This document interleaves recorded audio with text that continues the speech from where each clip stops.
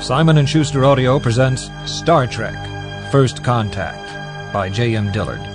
Read by Gates McFadden.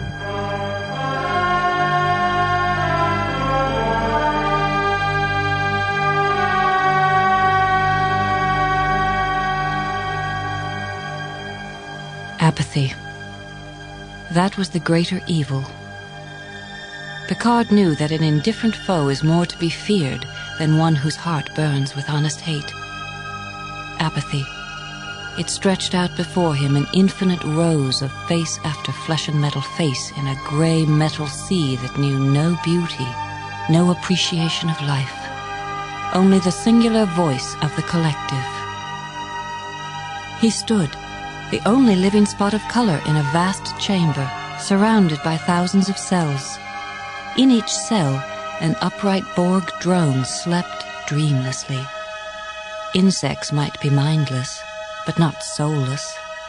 The Borg were both. And it was that fact which made him struggle when they pinned him down and slammed his head against the surgical table.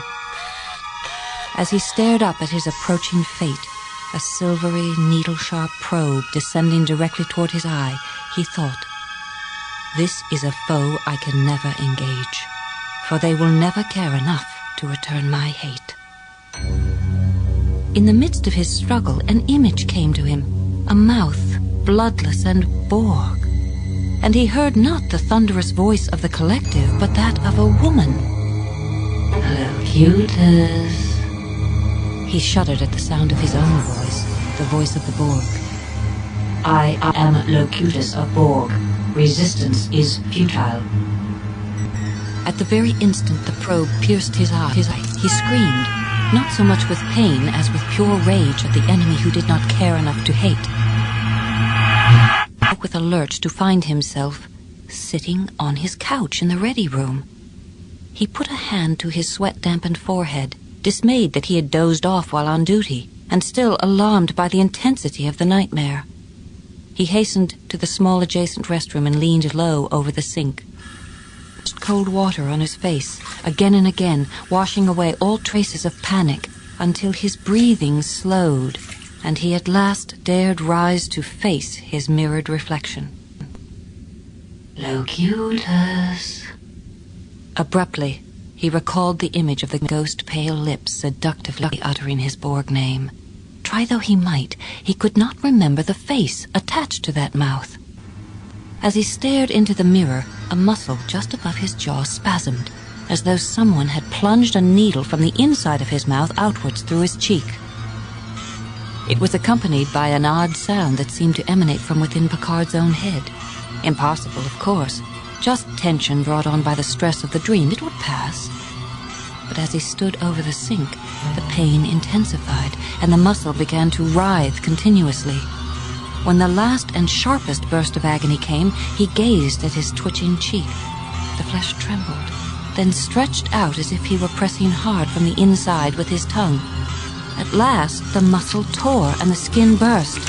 He stared in horrified fascination as darkly gleaming metal, slick with his own blood, emerged from within him. A Borg servo. It rotated while Picard descended into mindless panic.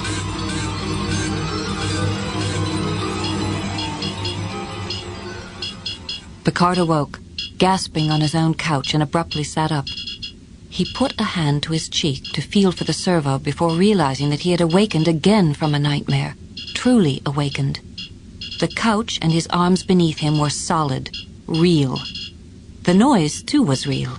He rose from the couch and moved to the terminal and composed himself before tapping a control. A message coalesced on the screen. "Incoming transmission. Starfleet Command to Captain J.L. Picard, USS Enterprise, NCC 1701-E. Command authorization required." Authorization. Picard. 47 Alpha Tango. The image on the screen faded at once and was replaced by the image of Admiral Hayes at Starfleet headquarters. "Catch you at a bad time, Jean-Luc?" "No, of course not, sir." Hayes clearly did not believe the captain's reply, but the urgency of his message kept him from pursuing the matter. "I've just received a disturbing report from Deep Space 5. Long-range sensors have picked up..." Picard interrupted. I know. The Borg.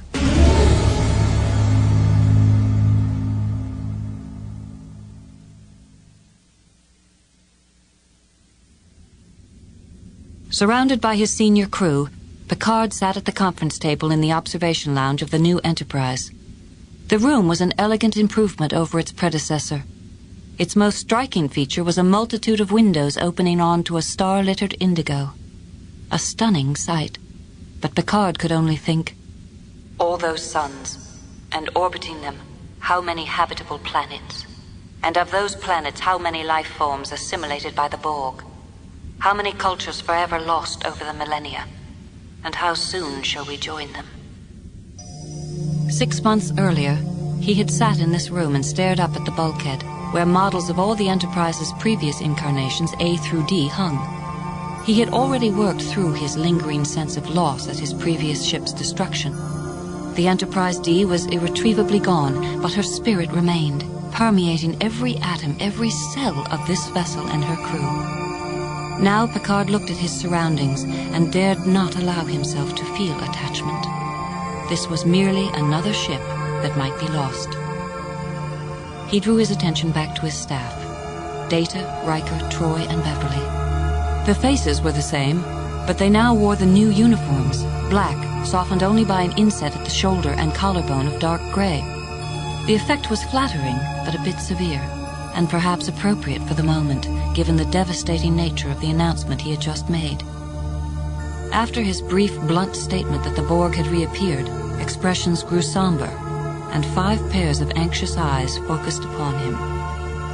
The 5th pair of eyes belonged to Geordi LaForge, who, like the Enterprise E, seemed familiar yet changed. LaForge's visor had been replaced a short time before by electronic ocular implants, and Picard still felt mildly disconcerted every time he looked into his chief engineer's large eyes with their dizzyingly intricate geometric designs, traced in black on starkly blue irises. Riker came to the point quickly. How many ships? 1. And it's on a direct course for Earth. It will cross the Federation border in less than an hour. Admiral Hayes has begun mobilizing a fleet in the Typhon sector. He hopes to stop the Borg before they reach Earth. Data, whose pale golden face reflected the concern he felt, courtesy of his activated emotion chip, interjected, At maximum warp, it will take us 3 hours, 25 minutes to reach... Picard swiveled in his chair to face the android. We're not going. Riker leaned forward, his dark eyebrows arching upward. What do you mean we're not going? Picard averted his gaze and stared out at the blurring stars. Our orders are to patrol the neutral zone in case the Romulans try to take advantage of the situation. Deanna Troi was frankly disbelieving. The Romulans? Data spoke up immediately. Captain, there has been no unusual activity along the Romulan border for the past 9 months. It seems highly unlikely that they would choose this moment to start a conflict. Beverly rested both elbows on the table. Maybe Starfleet feels we haven't had enough shakedown time. Perhaps she believed it, perhaps not. For Picard shot her a glance, and she at once lowered her gaze, as if in admission there might be another, deeper reason Starfleet had ordered the Enterprise E to stay away, but she was too loyal to utter it. LaForge dismissed Crusher's argument with a wave of his hand. We've been in space for 6 months. We're ready. The Enterprise E is the most advanced starship in the fleet. We should be in the front lines. If Geordi suspected the same reason Beverly did, he did not show it. Neither did Troy or Data. Riker's expression remained inscrutable. Picard worked to keep his own outrage from showing, and not particularly succeeding. I've voiced all these concerns to Starfleet Command. Their orders stand. Number 1, set course for the neutral zone. Picard rose, then exited swiftly, before the others saw his anger and shame.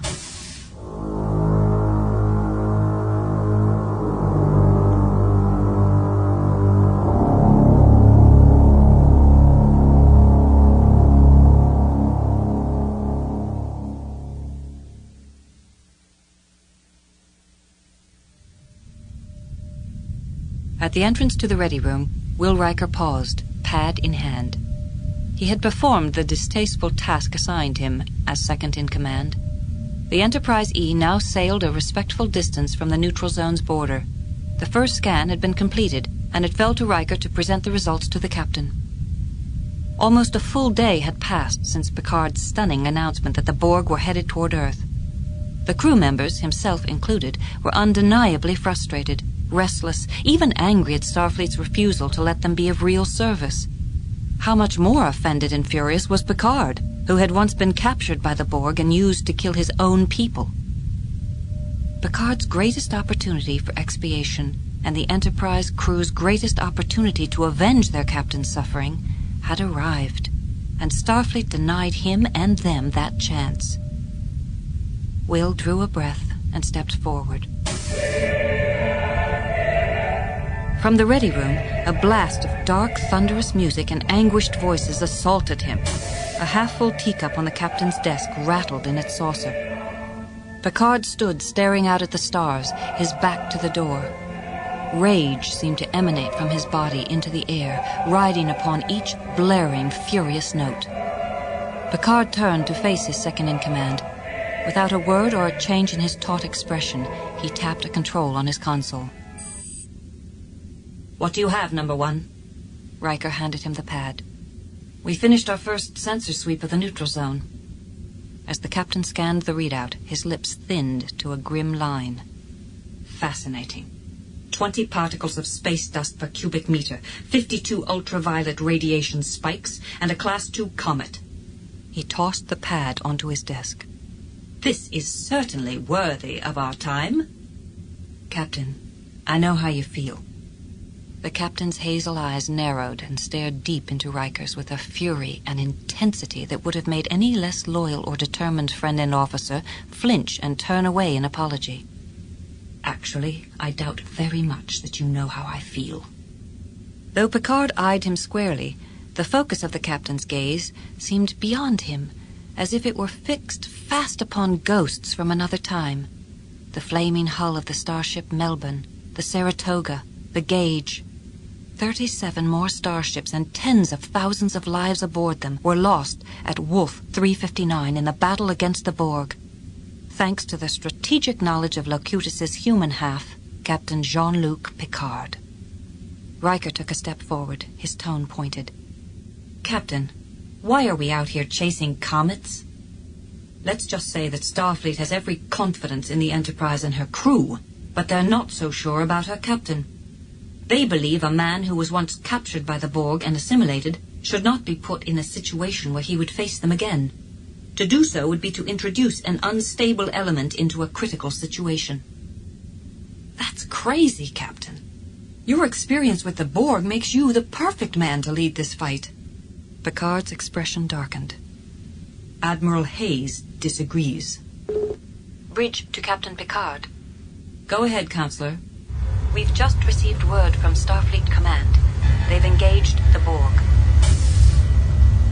Picard strode onto the bridge and noted that everything aboard the Enterprise E, including the situation that now confronted him and his crew, was strange yet familiar. Strange in that the captain's chair was now elevated above the rest to provide a better overview of the entire bridge. Familiar in that once again the Enterprise crew anticipated a nightmarish battle with the Borg, yet so unutterably strange that they should not be permitted to be part of it. Picard could not help but note the lines of tension etched on each officer's expression. The expression closest to conveying real calm belonged to Lieutenant Hawk at Khan, whose unflappable, direct personality reminded the captain of Will Riker's, although Hawk was younger, clean-shaven, and lean to the point of wiriness. Of course, Hawk had not been aboard the Enterprise D when her captain had been captured by the Borg. He had never heard Locutus speak, nor witnessed the fiery destruction of 40 of Starfleet's finest warships.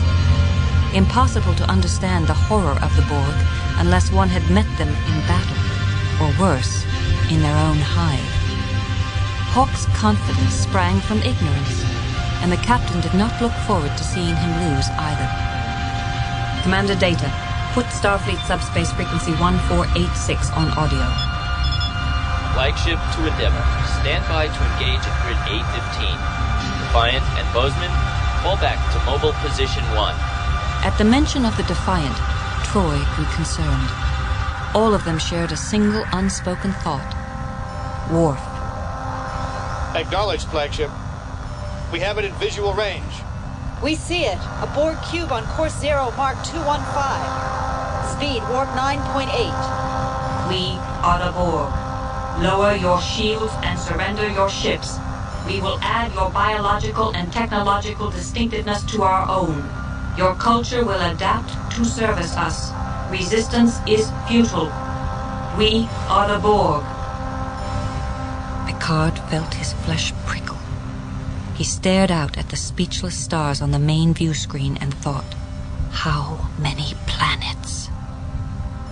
At the same time, an ominous realization came to him. He had known they were going to speak just then, hadn't he? Even before they had uttered a sound, he had known the precise second they were going to speak. All units, open fire. Remodulate shield. We're losing power. Warp core breach. All hands abandon ship.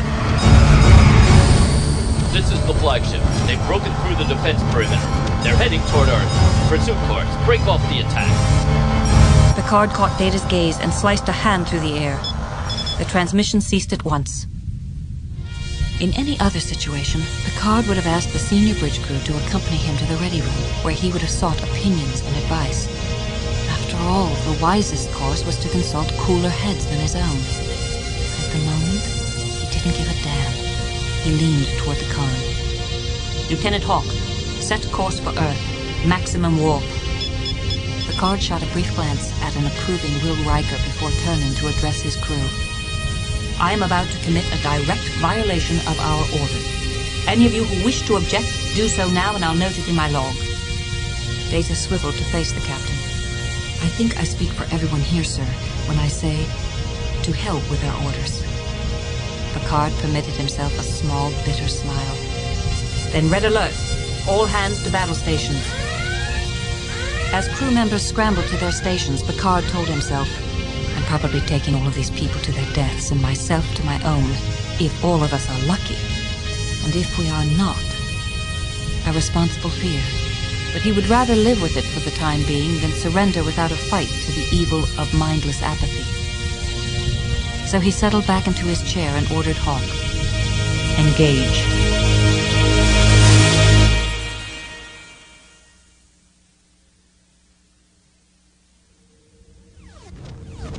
Aboard the Defiance bridge, Lieutenant Commander Worf sat staring at the view screen's display of the monstrous and ungainly Borg cube surrounded by a dozen tiny starships. Dazzling bursts of phaser fire lit up the surrounding blackness, leaving scorch marks on the Borg cube's dull pewter hull. Worf watched the effects of his recently ordered photon blasts with a grim warrior's smile of satisfaction. The hull of the massive Borg vessel was as pockmarked as an unsheltered moon. But his satisfaction was short-lived. The cube, a conglomeration of external metal tubing, wiring, and conduits that looked as if its builders had decided to simply turn the vessel inside out, exposing its bowels to space, shuddered briefly at the blast, then immediately struck back at the flagship, which had had the honor of first opening fire on the cube. A burst of 5 fire-bright torpedoes slipped from the cube. The flagship's defenses were weakening, as were the Defiant's. Worf glanced over his shoulder at Khan to Lieutenant Kizelbash, a lean human female with a sculpted angular face. Evasive maneuver. As a moving target, the starship Defiant was less likely to be hit. But Worf harbored no false hopes about his chances of surviving the battle. Such a death would be supremely honorable. He had long ago decided, during his first look at Picard as the Borg drone Locutus, that he would indeed die rather than submit to the crime against freedom called assimilation. He thought that it was unfair that Picard was not here to redress the wrong done him. When the Defiant first arrived at the battlefront, Worf had asked Starfleet Command why the new Enterprise had not appeared, and was informed curtly that she was patrolling the Romulan border. It seemed to him an outrage to keep Picard from an act of redemption, and the Enterprise E from providing aid to those who desperately needed her now. Worf watched the view screen as the Defiant sailed in a swift arc. The Borg vessel lay dead ahead, while at 2 o'clock the flagship shuddered, its forward hull and one nacelle illumined by a flood of eye-searing deadly light. 2 of the blasts had already struck hull. Abruptly, the brightness dimmed. Worf knew that fire was immediately extinguished in the vacuum of space. But beneath that blackened hull were dull glimmers of swift-moving redness. The oxygen-laden decks where people were being burned alive. The third torpedo sliced into the already weakened hull. The fourth hammered the crippled nacelle, whose surface crumbled and emitted the shocking orange flare that heralded a warp core breach. The final torpedo pierced the wounded starship with a writhing corona of light, whose brightness was only increased by the sudden nova-intense eruption from the warp core nacelle. The sudden nova-intense eruption sent darkening bits of shrapnel hurtling past the Defiant into the breathless void. Worf kept his gaze fixed on the viewscreen for another timeless instant. A fresh barrage of torpedoes birthed from the Borg ship's underbelly was now streaking directly toward his vessel, his crew. The sight made him bare his teeth. Fire phasers! Worf did not have the pleasure of seeing the toll his response took on the Borg cube. The first blast hit, and the Defiant pitched hard astern, throwing Worf back against his chair. The second blast rendered all hope of communication with his bridge crew impossible. Officers were flung from their stations onto the deck. The Khan erupted in multicolored fireworks. Sharp bits of debris flew past Worf's face, stung his skin as he pitched forward against the deck. The ship was beginning to come apart. The air surrounding him became acrid with smoke. The Defiant lurched upward and back, the impact lifting Worf off his feet and slamming his cheek against the console again. He could feel warm, damp blood trickling down his face, but the warrior's fury in his heart obliterated all pain, all fear, and made him rise to his feet. To his relief, he did not hear the computer's urgent voice warning of an imminent warp core breach, but neither did he hear the expected drone of voices reporting the extent of the damage. Report. Kizelbash pulled herself up into her chair. Main power is offline. We've lost shields and our weapons are gone. Worf paused the length of a single breath, no more. Then perhaps today is a good day to die. Ramming speed. Kizelbash moved toward the Khan, prepared to comply. But something she saw there made her glance up at her commander. Sir, there's another starship coming in. It's the Enterprise.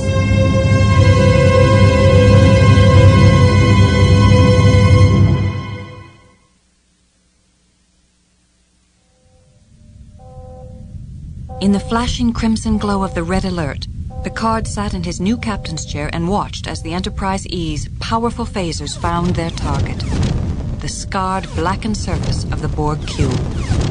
The attack immediately drew the enemy's fire away from the crippled warship. The Borg, in turn, unleashed a retaliatory barrage that the new Enterprise absorbed with the faintest of shudders. Riker glanced up from his station. The Defiant is losing life support. Picard nodded. Bridge to transporter room 3. Beam the Defiant survivors aboard. Data. What's the status on the Borg cube? It has sustained heavy damage on its outer hull. I am reading fluctuations in their power grid. In the millisecond before the android replied, Picard realized that he inexplicably knew the information he had requested, for his question had already been answered by a whisper in his own head. Critical damage to shields at power sector 111. All drones coordinate repair immediately. They were wounded. They were vulnerable, and he knew beyond all reason the precise spot. He wheeled toward Riker. Number 1, open a channel to the other Starfleet vessels. Picard moved swiftly to Data's console and fingered the weapons control while the android watched in frank amazement. By then, the channel to the remaining warships was open. This is Captain Picard of the Enterprise. I'm taking command of the fleet. Target every weapon you have on the following coordinates, and fire on my command. Data stared down at the coordinates Picard had just entered. Captain, the coordinates you have indicated do not appear to be a vital system. Trust me, Data. Picard stared straight ahead at the view screen, already seeing in his mind's eye the Borg's dazzling fate. Riker reported behind him. "The fleet's ready." Picard gave the order to the remaining starships. "Fire!" The Borg cube dissolved into hurtling debris beneath the combined firepower of the Federation vessels. Oddly, the sight brought Picard little comfort. A mystifying reaction until he saw, emerging from the flying dust and shrapnel, a smaller vessel. Not a cube, but a sphere, with the same Borg design of exposed circuitry and tubing. The sphere flew past the assembled starships directly toward Earth. Picard returned to his chair. "Pursuit course. Engage." So he was still tied, to some degree, to the Borg. Had Starfleet been right? Would this make him a danger to those he wished to protect? Yet the connection had not been two-way. The Borg had clearly not known he was about to destroy their ship. Or had they? Deanna Troi clearly sensed his turmoil.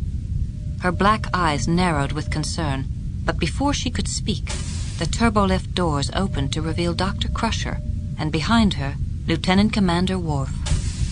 The Klingon's uniform was torn and bloodied, his deep brown face further darkened by soot.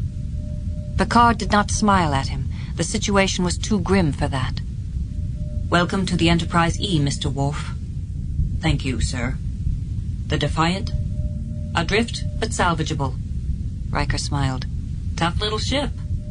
Worf snarled, revealing a glimpse of particularly fearsome-looking yellowed teeth.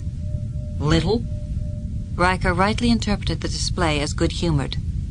Picard noted how much the bridge crew had missed the Klingon. "We could use some help at tactical, Worf." Troi and Data were both grinning broadly at Worf, but Picard could not smile, not yet. Though he no longer heard the voice of the Borg, he could sense them, and knew defeat was too near as the planet Earth.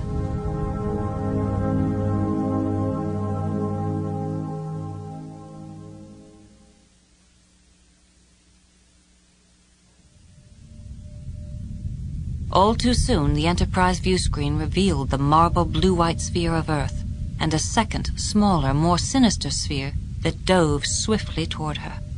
Data scowled at his monitor. "Captain, sensors show high concentrations of tachyons and chronometric particles emanating from the sphere." The Borg vessel began to glow scarlet in the upper reaches of the Earth's atmosphere. Picard suddenly knew that he had no need to consult readouts. "They're creating a temporal vortex." Riker looked on with horror. "Time travel." Picard stared along with his stunned crew as, ahead of the Borg sphere, a tunnel of blazing, writhing energy and light opened. The sphere flew directly into the heart of the brilliant maelstrom, displacing a wave of crackling energy that surged outwards, enveloping the Enterprise. The deck beneath Picard's feet convulsed. Riker shouted, "We're caught in some kind of temporal wake." Worf called from tactical. "Captain, the Earth." On the screen, the energy wake had begun to dissipate, revealing the Earth. It had changed. The atmosphere was now storm-swirled, turbulent, dark. Picard gazed again at the glowing vortex, still open, and within, the sapphire jewel of the true Earth. "Life signs data?" Data consulted his console. "Population, approximately 9 billion. All Borg." Troi turned to Picard. "But how?" "They must have done it in the past. They went back and assimilated Earth, changed history." Dr. Crusher looked puzzled. "But if they changed history, why are we still here?" Data gave the answer. "The temporal wake must have protected us from changes in the timeline." Data glanced down at his console. "The vortex is collapsing." Picard hesitated not a heartbeat. "Data, hold your course. We have to follow them back, repair whatever damage they've done." In silence, the Enterprise E hurtled straight ahead into the blinding brilliance of the past.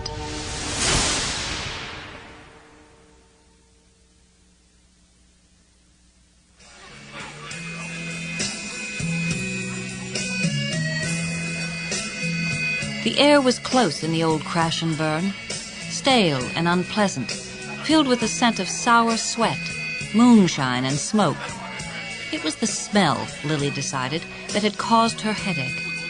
That and the 2 shots of brain-numbing, vile-tasting swill that passed for the local liquor, and the fact that Zeph had had 10 shots and was beginning to slur again.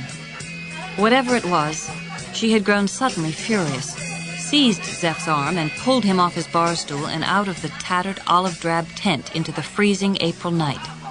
She filled her lungs with fresh air.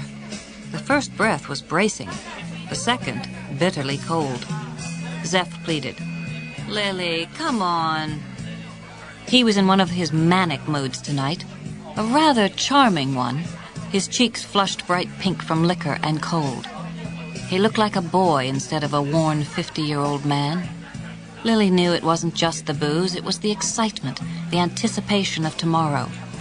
"We're celebrating, Lily, remember? We can celebrate when it's over."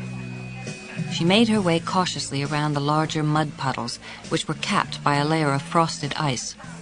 Zeph followed alongside, arms out, pleading. "Come on, Lily, one more round. You've had enough. I'm not riding that thing tomorrow with a drunken pilot." As she spoke, she wondered why she was so angry about the upcoming launch. Because it might not work. That's why. Because, for the first time in 10 years, something had come along that made her dare hope. It was hard after 10 years to remember much about life before the war, but she couldn't forget the university. All the math and physics classes that she secretly adored while complaining about them. They simply went away, ended in a moment of political insanity when she was 20. No more dream of being an engineer. When it became clear that war was imminent, the university president sent them all home, and she stepped through the old doorway, luggage in hand, just in time to hear her dad's voice coming from the family room. That's it. It started. Lily's sister Denise had been living with her husband and kids in D.C. Ground zero. Washington and 3 surrounding states had been blown off the map. Their house was left standing, but the growing radiation levels carried on the wind forced them to leave most everything behind. So they packed up the ground car and roamed like nomads, with Dad's old camping gear looking for clean ground. What they took with them was stolen, of course, by road thieves with guns. She wound up stealing a gun in order to protect her parents. She'd even shot a total of 5 men and 1 woman in that first awful year. The car ran out of juice within a month's time. They'd had to abandon it and head out on foot, finally winding up at a horrifically crowded KOA campground. The first night at the KOA, Maud laid down in a borrowed tent and said, "Lily, I think I have cancer." She showed her the lump. Her ma died of cancer, a disease you weren't supposed to have to fear anymore. But now you had to be afraid of everything again. Soon after, her dad took to drink. She let it go, until the night he used her pistol to kill himself. For a long time after, why she kept going, she couldn't say, except that maybe she was looking for something, and she found it the night she met Zeph. She had finally headed far north to Montana. It was one of the cleanest places around. She'd wandered into the local bar, the Crash and Burn, an old army tent, really, set with a few tables, a rickety bar, and an honest-to-God jukebox. And she'd sat right down beside Zeph Cochran. He was in one of his life-of-the-party moods. To say he charmed the socks off her was putting it mildly. Within 5 minutes, he'd learned her name and trade and history, and propositioned her. He had a get-rich-quick scheme, he told her, and she could be part of it. Lily smiled. "Yeah, right. Find another sucker, white boy." No, he said. He had come here to Montana because of the old missile silos. He was a physicist working on a project. Would she come to his place? There was something there he wanted to show her. And before she knew it, she was sitting cross-legged across from him on the cold dirt floor of his hut, listening to him explain that he needed certain mechanical parts to build a spaceship. She leapt up to leave. Zeph gently caught her hand. "Damn it, Lily, help me. I can't do this alone. Here, let me show you." He'd named his ship the Phoenix. He grabbed a handful of blueprints off the cabinet, spread them out on the ground. He spoke swiftly, happily, of how the nuclear core contained in an old warhead could be harnessed for something he called a warp engine. She actually did understand much of what he told her, and it made frighteningly good sense. Warp drive. Back at the university, they had called it hyperspace, and it was only an intangible dream. Light years reduced to a day's travel, the stars no longer impossibly distant. Lily, I have a deal with some Indonesians. They see the potential and know it'll take some time, but they're willing to pay millions. She rubbed her freezing arms. Indonesia, huh? Is it warm there? So, for the next few years, they played a little game with each other. He pretended to be nothing more than a hard-bitten entrepreneur desperate to strike it rich, while she pretended to be nothing more than a hard-bitten thief, hungry for a piece of the action. Or so she reminded herself every time she dragged him from the crash and burn and tucked him into his own bed when he was too drunk to find his way home. Affection had nothing to do with it. She was merely taking care of her investment in the future. Beside her, Zeph grunted, bringing her back into the present to the frozen mud and biting air. Would it really happen? Would they be up there making history tomorrow as the first two people to travel using warp drive? And would the Indonesians really pay them all that money? What would it be like to have a solidly constructed house with real running water? Her gaze grew unfocused, but not enough to miss a fantastically swift-moving disk of light amid the stars. She touched Zeph's arm. "What the hell is that?" He glanced up, squinting hard to keep from seeing double. "That, my dear, is the constellation Leo." "No, that!" Zeph lifted his face toward the sky and finally saw it. His faint, inebriated grin vanished. She saw two bright streaks emerging from the shining disk. For half a heartbeat's pause, both of them stood frozen with fearful puzzlement, trying to understand the distant thunder. Then the drab world around Lily vanished, replaced by a yellow-white burst of blinding brilliance, as if she had stepped inside a star. For a second or two, she knew nothing but blindness, deafness. Slowly, her vision began to return. She could hear the sound of other blasts ripping through the settlement. Beneath her belly, the cold, muddy ground shuddered continuously. Some yards distant, Zeph scrambled on his hands and knees away from a great smoking crater, all that remained of several nearby Quonset huts and tents. There had been people in them, a couple of families, maybe 25, 30 victims inside. Lily pushed herself up, dashed out into the street, pulled Zeph to his feet. The two of them dove again for cover while more dazzling streaks of light rained down from the heavens. Beside her, Zeph rolled his eyes skyward, and in them saw reflected the blazing bolts and the death of all their dreams. She screamed in his ear, "You think it's the Econ?" It was the only thing that made sense. The Eastern Coalition must have somehow recovered, rebuilt, and were determined to wipe out what small pieces of North, Central, and South Am remained. She almost sobbed with pure rage at the cruelty of it all. Zeph's expression was one of irony and defeat. They couldn't have waited another day.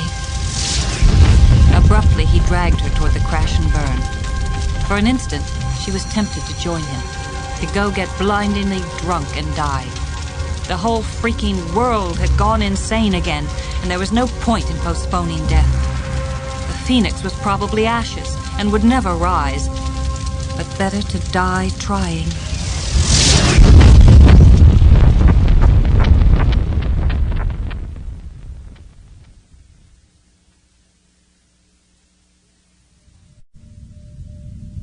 The Enterprise had finally stopped shaking, as if trying to tear herself apart. Jean-Luc Picard leaned forward in his chair and saw that the Earth on the view screen was most definitely blue. He turned toward his second-in-command. "Report." Riker glanced down at his console. Shields are down. Long-range sensors are offline. Main powers holding. Despite his operative emotion chip, Data had reoriented himself. According to our astrometric readings, we are in the mid-21st century. From the radioactive isotopes in the atmosphere, I would estimate we have arrived approximately 10 years after the Third World War. Picard looked up at the screen to see the Borg sphere firing a rapid volley of photon blasts down at one particular target on the unprotected planet. Mr. Worf, quantum torpedoes. Fire. Within 2 seconds, a burst of 5 torpedoes struck the small sphere. The craft had been unshielded because the Borg had anticipated no spaceborne enemies in the past. The sphere's interior began to glow, to flash, from a series of internal explosions. The deck beneath Picard rocked briefly. They were firing at the surface. Where? Riker rose and moved to a distant console. Western Hemisphere, North American continent. Looks like some sort of missile complex in central Montana. The location triggered a mental alarm in Picard. He wheeled toward Data. The date. I need to know the exact date. Data consulted his readout. The date is April 6th, 2063. Picard and Riker exchanged a swift look that spoke of mingled horror and triumph. That's 1 day before first contact. That's what they came here to do. Stop first contact. The missile complex the Borg attacked is where Zephram Cochrane is building his warp ship. How much damage did they do? Riker shook his head. Can't tell. Long-range sensors are still offline. We have to go down there. Find out what happened. Data, Beverly, you're with me. Have a security team meet me in Transporter Room 3, 21st Century Civilian Clothes. Number 1, you have the bridge.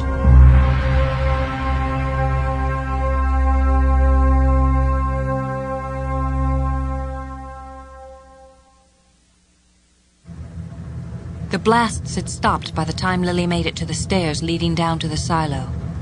The entire area surrounding it was gouged with smoking craters that smelled of ozone.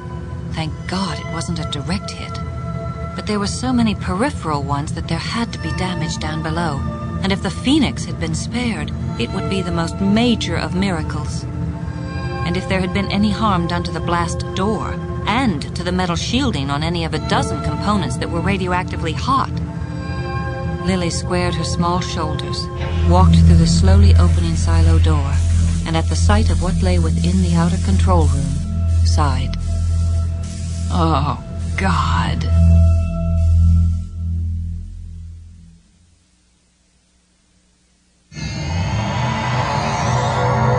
Freshly materialized, Picard drew in a breath and savored the stinging cold of a spring Montana night.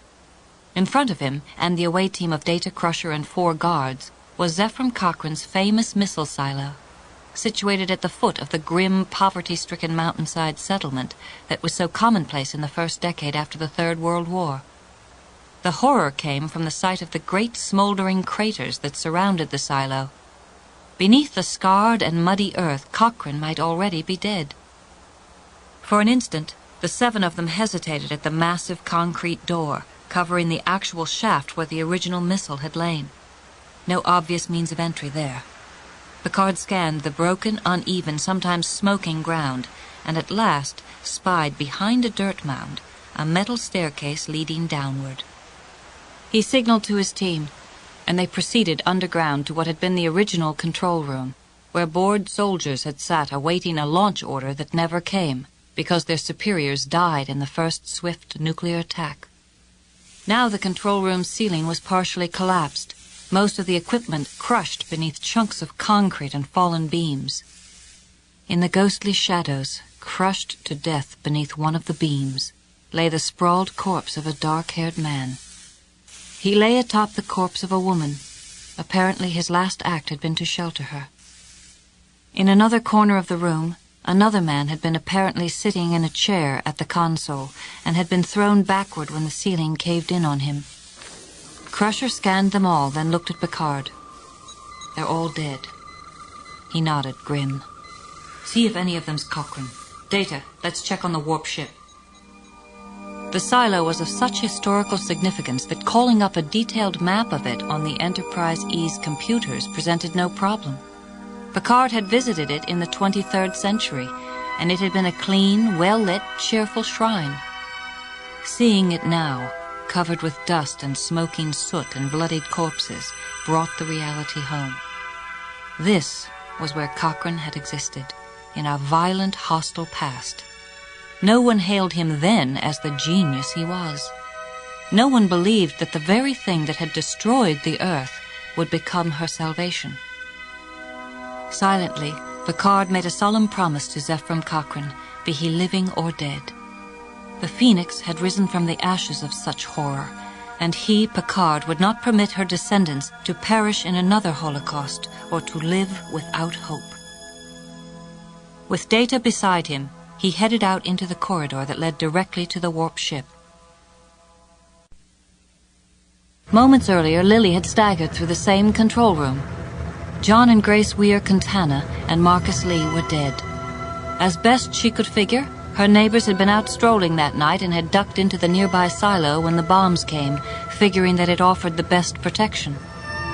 Who could have known this spot would have been hit hardest? The minute she saw the collapsed ceiling and the crushed consoles, any hope she'd had for the warp ship's launch died. Zeph's rebuilt console that normally displayed a schematic of the ship and warned of leakage or malfunction had gone distressingly dark. The corridor that led toward the missile chamber itself was less damaged and thus more easily navigable. Lily made her way quickly to the lead blast door, still sealed, still protecting her from whatever might lie inside. With the computer destroyed, there was simply no way to know whether the inner chamber was hot. Zeph kept a couple of Geiger counters in the missile chamber, but they were impossible to retrieve. To know whether the chamber was hot, she would have to enter it. She drew a breath and stepped forward.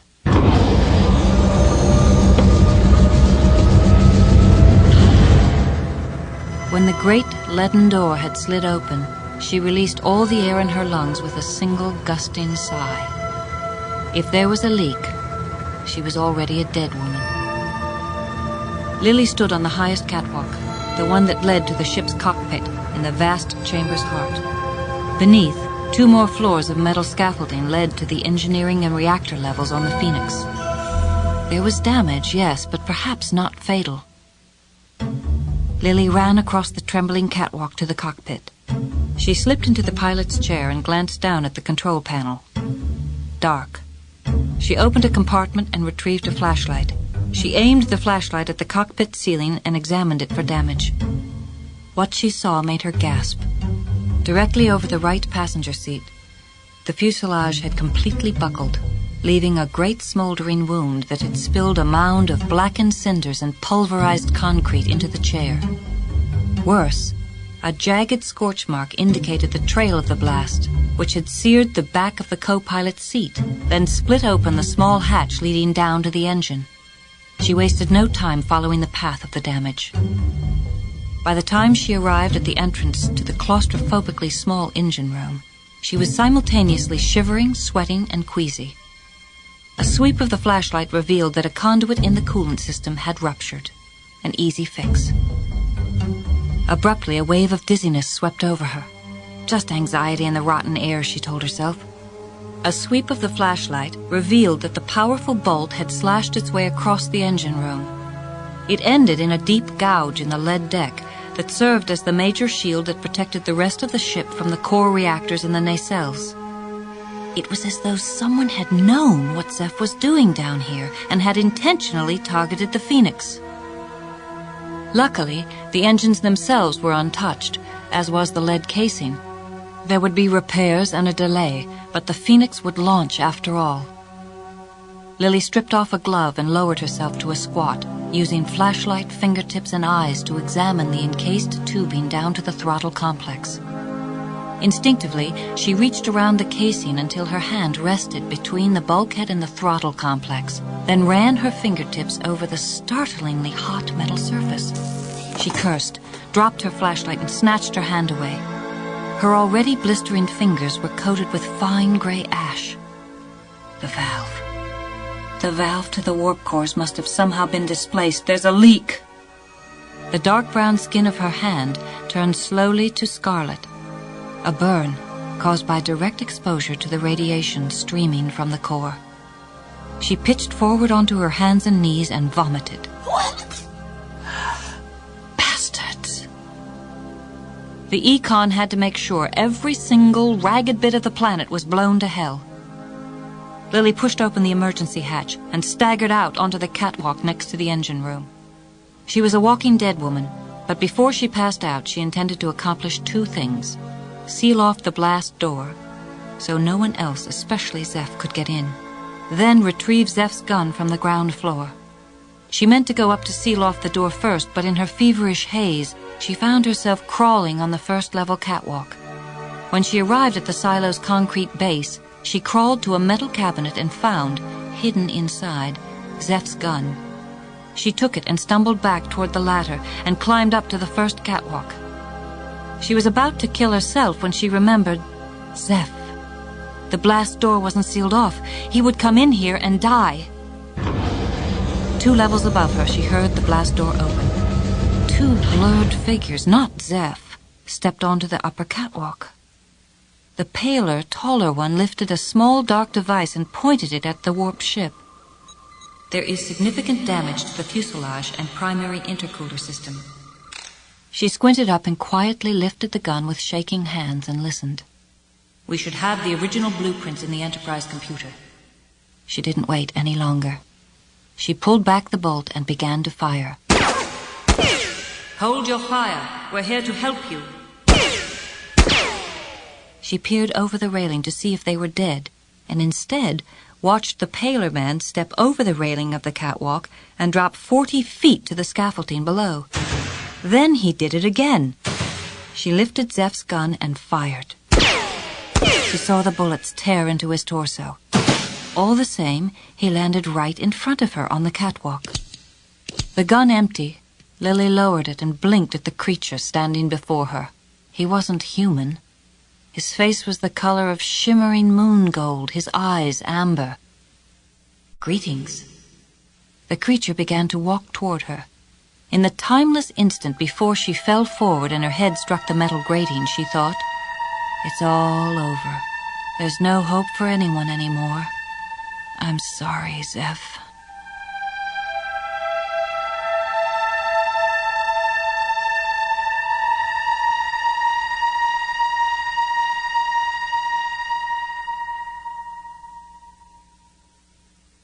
As Picard stepped back into the silo, Beverly Crusher at his side, they heard Data's urgent call.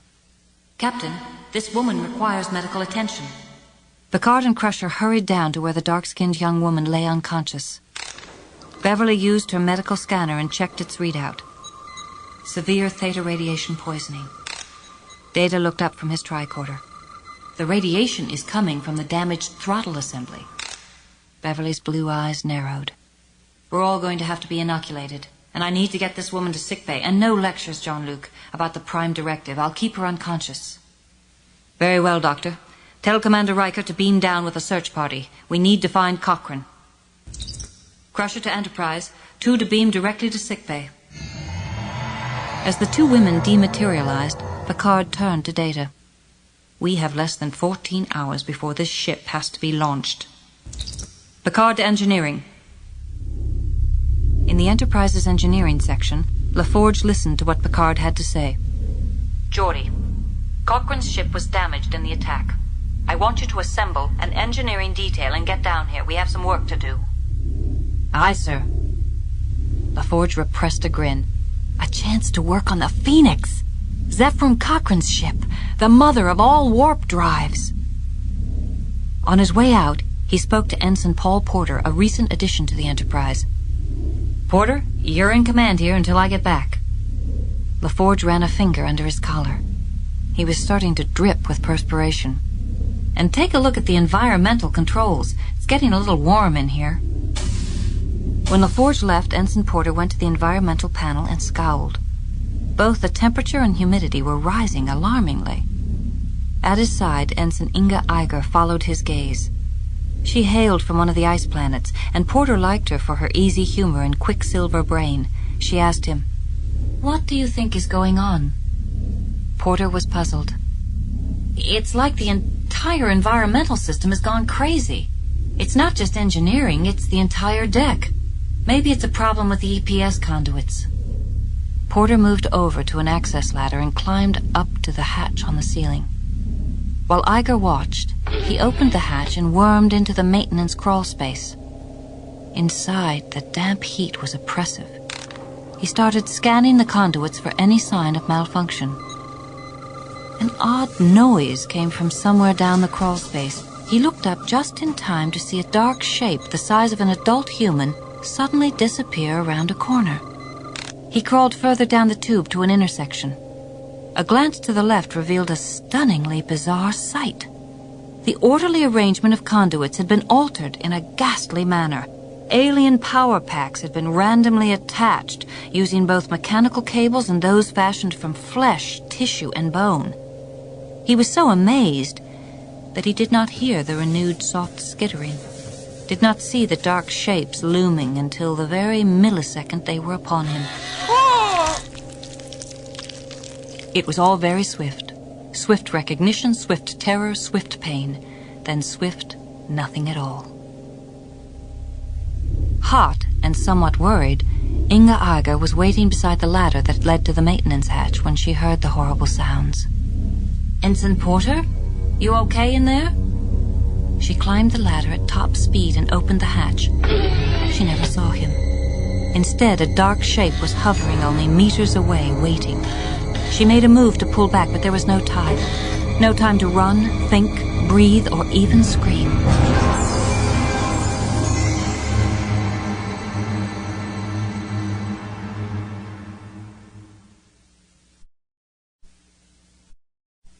Inside the missile silo, Picard stood beside Troy, Data, and Will Riker as the four of them admiringly examined the almost repaired Phoenix. The captain had been thinking of little else except the vessel and the chances of finding Zephram Cochrane alive, when at once a sense of foreboding seized him. Whispers in his head, separate yet unified. The collective. And it spoke of the Enterprise E. Picard to Enterprise. Is everything all right up there, Mr. Worf? Yes, sir. But we are experiencing some environmental difficulties on Deck 16. What kind of difficulties? Humidity levels have risen by 72%. The temperature has jumped 10 degrees in the last hour. Something about the combination triggered a mental alarm in Picard. Data and I are returning to the ship. He turned to Riker. Number 1, take charge down here. The sight of the rebuilt Phoenix had made Picard hopeful. But his optimism would be short-lived if the Borg somehow managed to seize control of the Enterprise E. If that happened, there would be no hope for any of them. The Enterprise crew, Cochrane, the injured woman, the Earth of the past, or the Earth of the future.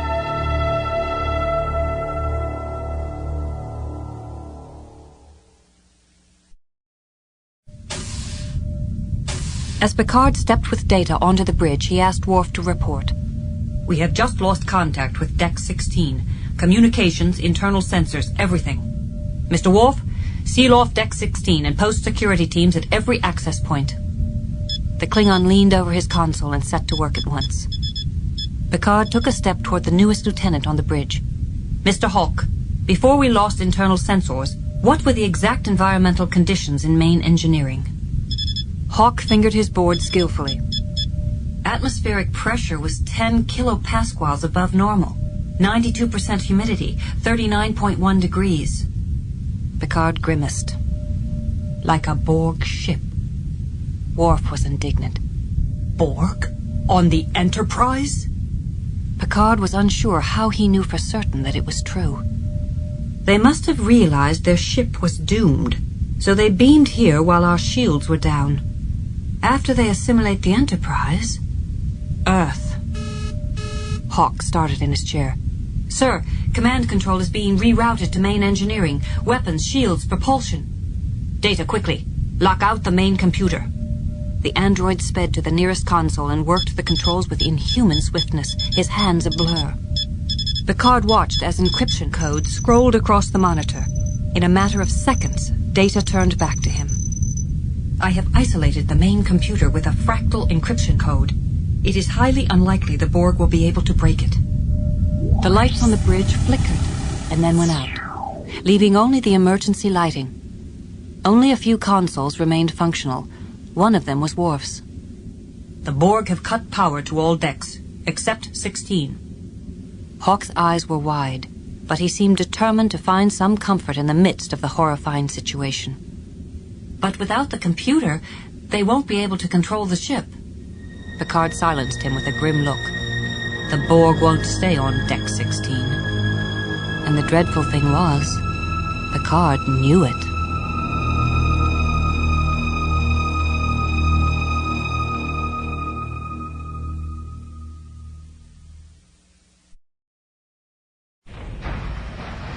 Sweet, soothing darkness from which she was reluctant to rise. The first true rest since the war. Yet they wouldn't let her sleep. Wake up. Let's go. Move it. Lily moaned, shut her eyes, and tried to turn away. Come on, wake up. There's no time to explain. Lily blinked and lifted her head, and, looking at the red-headed woman's expression, got the definite impression that she'd better do exactly as she was told. With the woman's help, she pushed herself off the bed. Other people were rising from beds and being rushed by other people into a hole in the wall. All of them wearing the same black and gray jumpsuit. The redhead pushed Lily toward another woman. Alyssa, take her and go. At once, Nurse Alyssa Ogawa grabbed Lily's arm with no-nonsense firmness and began to steer her towards the people crawling into the wall tunnel. Lily realized everyone was terrified and fleeing from the noise that was growing thunderous. Something was trying to push its way in. Alyssa shouted over her shoulder.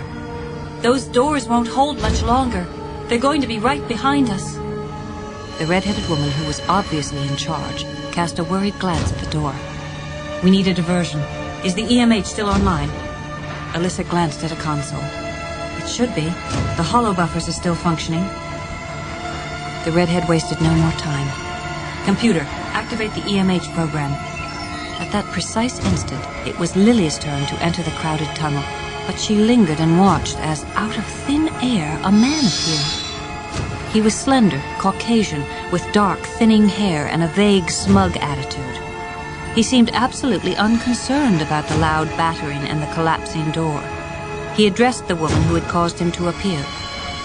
Please state the nature of the medical emergency. 20 Borg are about to break down that door, and we need time to get out of here. The man grew irritated. This isn't part of my program. I'm a doctor, not a doorstop. I don't care. Just give us a few extra seconds. Dance for them. Tell them a story. Lily waited for the woman to crawl past her before allowing herself to be pulled along. Outside in sickbay, the door finally crashed inward, and she could just hear the man's voice. According to Starfleet medical research, Borg implants cause severe skin irritations. Perhaps you'd like an analgesic cream? Lily shook her head as she crawled after the others. This is one wild dream.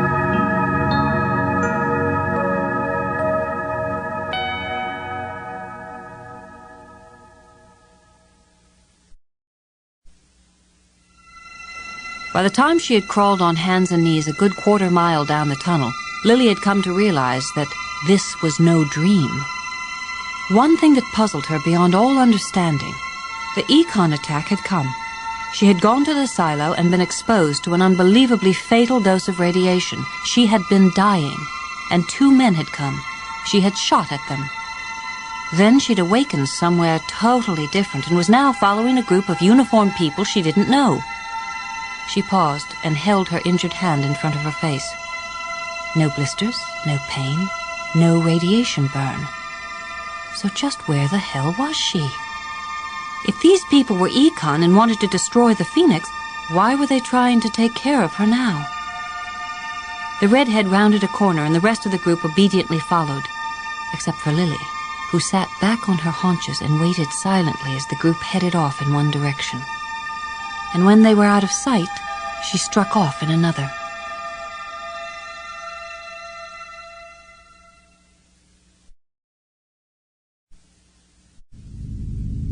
In the Enterprise E's security bay, as 10 officers worked swiftly in the background to charge and test phaser rifles, Worf and Data listened intently to their captain. The first thing they'll do in engineering is establish a collective, a central point from where they'll control the hive. He moved over to a large display pad activated it and called up a schematic of main engineering. The problem is, if we begin firing particle weapons inside engineering, we risk hitting the warp core. So I believe our goal should be to puncture one of the plasma coolant tanks. Data? An excellent idea. Plasma coolant will liquefy any organic material on contact. Worf regarded Data with a mixture of disdain and concern. But the Borg aren't entirely organic. Picard answered, "No, but like any true cybernetic life form, they can't survive without their organic components." The Klingon grunted his approval. "I have weapons set on a rotating modulation, but the Borg will adapt quickly. We will have a dozen shots at most." The captain acknowledged with a glance. "One other thing. Warn your teams they may encounter Enterprise crew members who have already been assimilated. They mustn't hesitate to fire. Believe me, you'll be doing them a favor." The memory of Locutus rose, unbidden, and with it the agonizing moment when he had stared at the Borg's view screen and seen the horrified faces of his own crew there, and been unable to cry out, to warn them, to do anything except parrot the words forced upon him by the collective. He reached for one of the phaser rifles, trying to ignore the surprised reactions of his fellow officers, refusing to meet their eyes and see the concern that was, perhaps rightly, there. Worf cleared his throat. "Captain, I do not believe you should accompany us on this mission. Your place is on the bridge." A muscle in Picard's jaw began to twitch, one that only did so during moments of great rage. He was not angry, he assured himself, not angry at all. He was justified. "Objection noted, Mr. Worf. Let's go."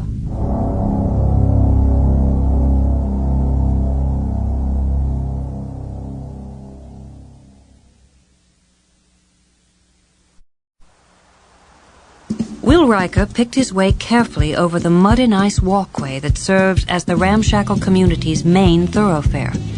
People had already emerged from their hiding places and swiftly put out the fires. He could only hope that Zephram Cochrane was a survivor, too. He had not been among the dead in the silo's outer control chamber, nor had they found any sign of him in or near the Phoenix. Deanna had gone in search of him. Now, the Phoenix was almost ready for launch, and Troy had not returned to report on the search for Cochrane. The away team's need to blend in with the locals had precluded the use of comm badges, but invisible transponders had been used in case an emergency required a quick beam-up. Riker was using the signal from Deanna's transponder to locate her. The closer he moved toward Troy's coordinates, the louder the music they had called rock and roll became. At last, he stood in front of an olive-drab tent bearing the hand-lettered sign, "Crash and Burn." He entered. There wasn't a soul inside, save for Deanna Troi, who sat alone at the rickety bar, staring disconsolately down at a glass of amber liquid in front of her. Beside it rested another glass, empty. He found the jukebox old-fashioned power cord and yanked it out of the wall. Troi immediately turned around. "Will, no, don't turn it off." Riker instinctively shielded his face from the exploding glass and felt the sting of tiny shards. He lowered his arm and found himself staring at a man, stubbled chin thrust indignantly upward, blue eyes narrowed and bloodshot. Those eyes regarded Riker with hostility and suspicion. "Who told this jerk he could turn off my music?" Without smiling or looking at either of the men, Troi introduced them. "Will Riker, Zephram Cochrane." Riker realized with awe. This was the great hero, standing right before him. Cochrane walked on wobbly legs to the bar and sat himself down beside Troi. "Friend of yours?" "Yes." "Husband?" "No." "Good." He picked up her glass and poured the contents onto the dirt floor, then refilled her glass and his. "Now this, Dina, is the good stuff. Here's to the Phoenix. May she rest in peace." He emptied his glass with a single gulp, then grimaced and hurled the bottle to the ground. "Okay, that was bad." He rose and went back around the bar to a secluded storage area. Troy put her elbows on the wooden surface again and rubbed her temples. Will, I think we are going to have to tell him the truth. Riker glanced warily in the direction Cochrane had gone. But if we tell him, what about the timeline? This is no time to argue about time. We don't have the time. What was I saying? Deanna, you're drunk. I am not. Yes, you are. Look, he wouldn't even talk to me unless I had a drink with him. And then it took 3 shots of something called tequila just to find out he was the one we were looking for. And I've spent the last 20 minutes trying to keep his hands off me, so don't start criticizing my counseling technique. It's a primitive culture, and I'm just trying to blend in. You're blended, all right. She seemed not to hear, but continued. If you're looking for my professional opinion as ship's counselor, he's nuts. Riker turned and saw Cochrane beating his fists in the air and stamping his feet drunkenly in time to the music. Beside Riker came a faint thump. He whirled about to see Troy, face down against the counter, passed out.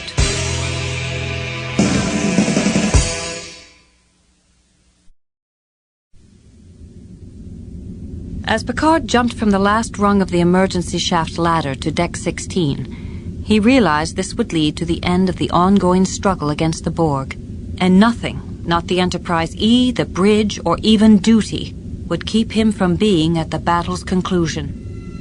The deck was dimly lit and stiflingly hot. Data immediately dropped down beside him, followed soon after by 5 security officers. Weapons at the alert, they moved stealthily towards their destination, main engineering, where they would converge with Worf's security team. It did not take long for signs of the enemy to appear. As they approached an intersection, Data shone his light beam around the corner and stopped. Picard hurried silently to his side. Beyond, the corridor, bulkheads, decks, ceiling were entwined by the leaden flesh and metal kudzu of Borg technology. Data audibly swallowed. Captain, I believe I am feeling anxiety. It is an intriguing sensation. I can see how it would be distracting for Data. I'm sure it is a fascinating experience, but perhaps you should deactivate your emotion chip for now. Good idea, sir. The android tilted his head. For a millisecond, no more, his eyes grew vacant. Then, abruptly, all traces of tension vanished from his face. Picard looked at him. Data, there are times I envy you.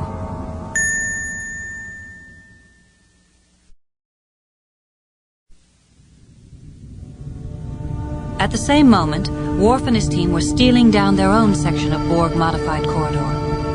Worf was glad Captain Picard had chosen to ignore Starfleet's orders and fight. The war would be difficult, and only with the help of the most courageous and determined warriors could it be won. Worf immediately reined in his thoughts, forcing his mind to clear. To the right, a noise. The Klingon turned, rifle in hand, and aimed it at a hatch in the bulkhead, which slowly opened. Something began to emerge from the shadows. The 6 warriors leaned in and fingered their weapons, ready for the kill. Finally, out into the arc of light cast by their rifle beams, a face became recognizable as Dr. Crusher. It's only me, Worf. The doctor crawled out and extended an arm to Nurse Ogawa, and she continued speaking. There was a civilian with us, a woman from the 21st century. We got separated. She has no idea what's going on. You've got to find her. The Klingon gave a swift nod, then turned to a team member. Lopez, get these people back to Deck 14. As Crusher headed off with her patients, Worf wondered just how unsettling would it be for someone born 3 centuries ago to step from a war-ravaged Earth onto a Borg-besieged Enterprise.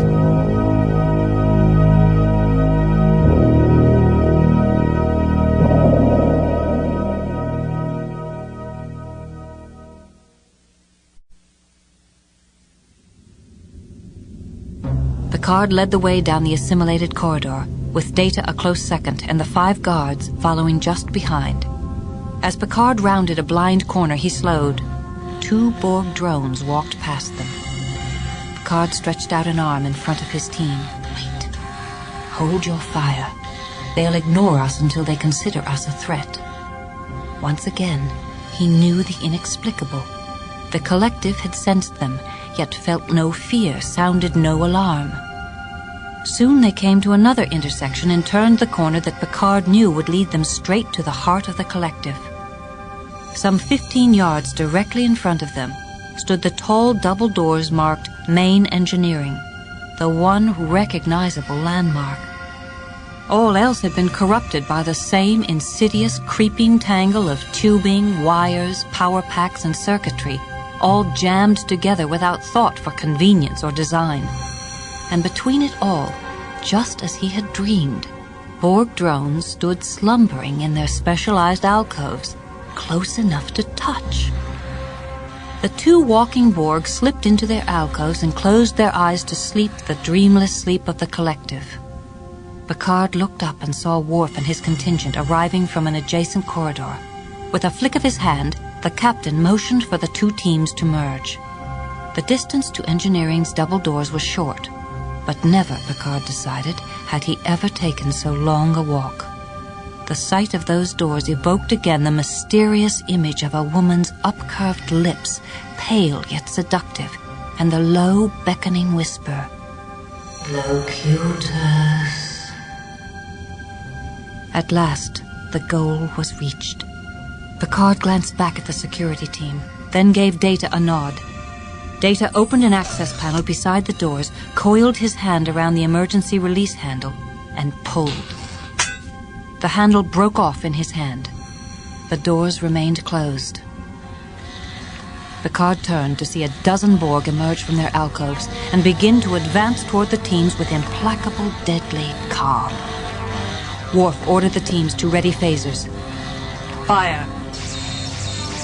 4 streaks of light found their targets, tearing into the black-clad Borg torsos with whines and sizzles.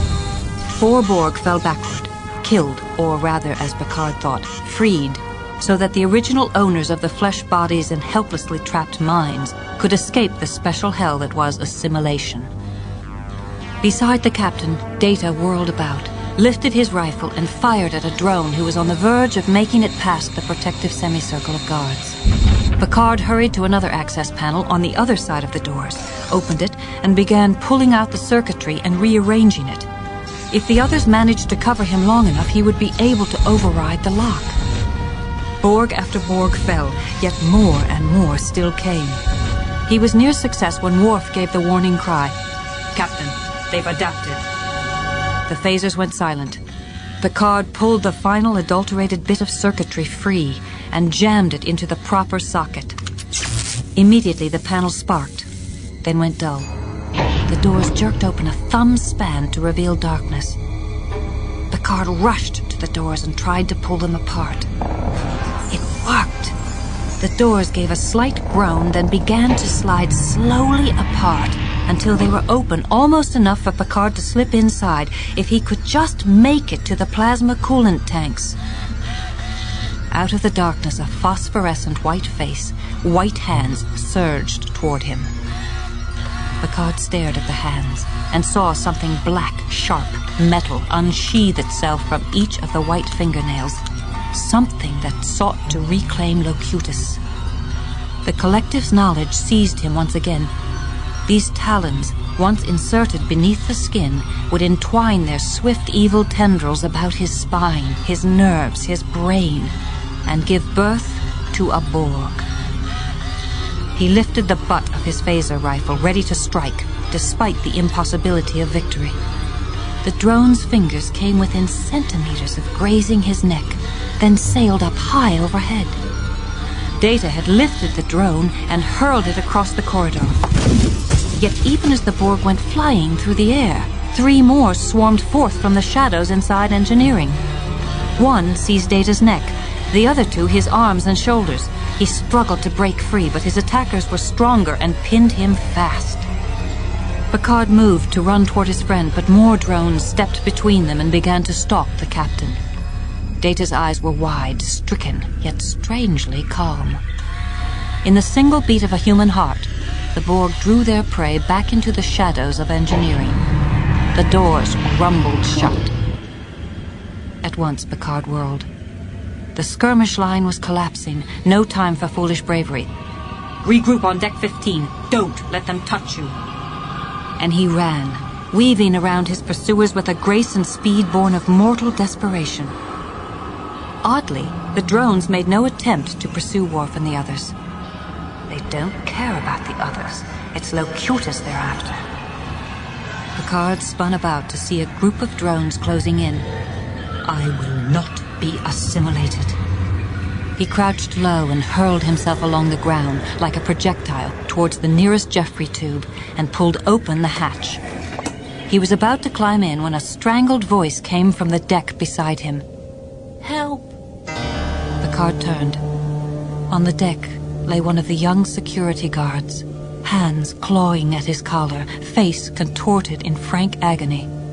Beneath the tender skin of his neck, the assimilation device gave birth to 100 tiny black serpents that lengthened rapidly, branching out like a fine, dark network of veins. Simultaneously, his temples began to pulse, then stretched taut as something metal pushed against the skin, then tore it and emerged. A sensor scope. Please, help. Picard's chest heaved in a silent sob.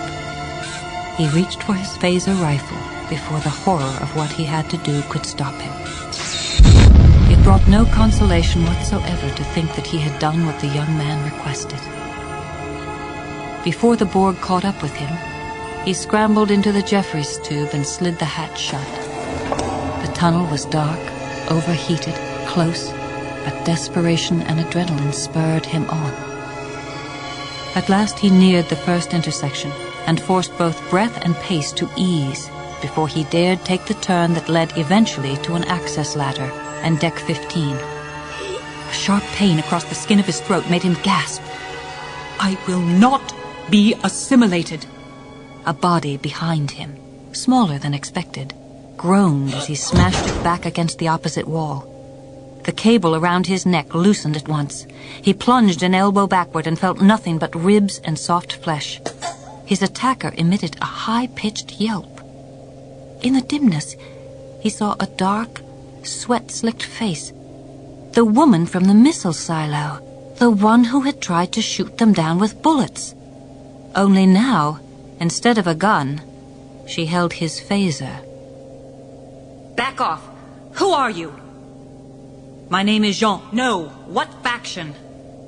Of course. She was from the mid-21st century and had interpreted the Borg attack as coming from the infamous Econ. I'm not part of the Eastern Coalition. Shut up! Just get me out of this hell. That's not going to be easy. She waved the phaser threateningly. Well, you'd better find a way to make it easy or I'm going to start pressing buttons. He studied her, thinking. If he bolted now, she would fire. Most definitely killing him and probably herself from the ricochet off the tunnel walls. Very well, follow me.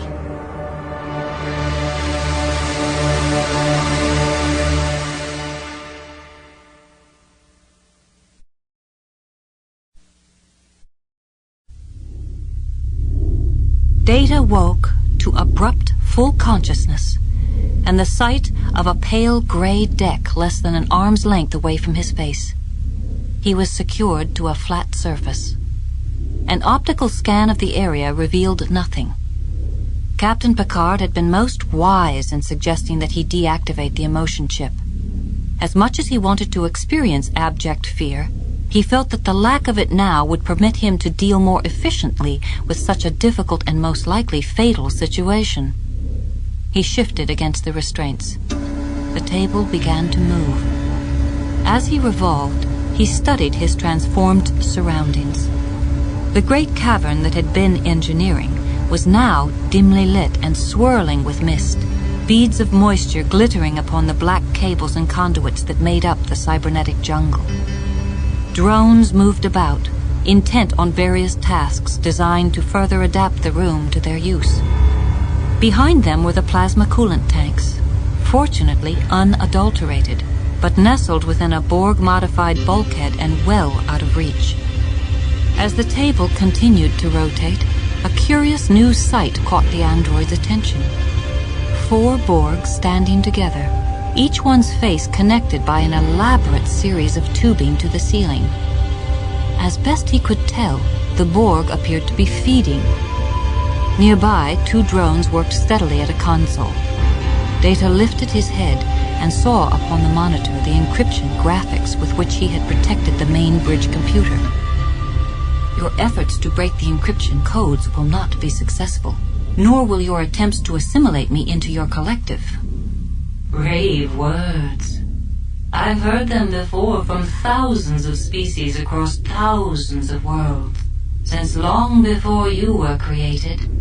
But now they are all Borg. Data gazed up at the thick, dark tangle of tubing and circuitry that hung from the ceiling, swaying like weeds in a gentle sea. Amid them, his eye caught a rustle of movement. A woman's face, chalk pale, but hauntingly beautiful. Data countered. I am unlike any life form you have encountered before. The codes stored in my neural net cannot be forcibly removed. You are an imperfect being, created by an imperfect being. Finding your weakness is only a matter of time. As she spoke, 3 drones stepped forward to stand beside the table.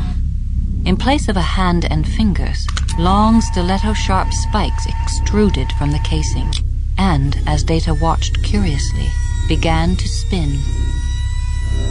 As the drills descended and bit into his scalp, the android reflected once again that it was a very good thing the emotion chip had been disabled. A very good thing.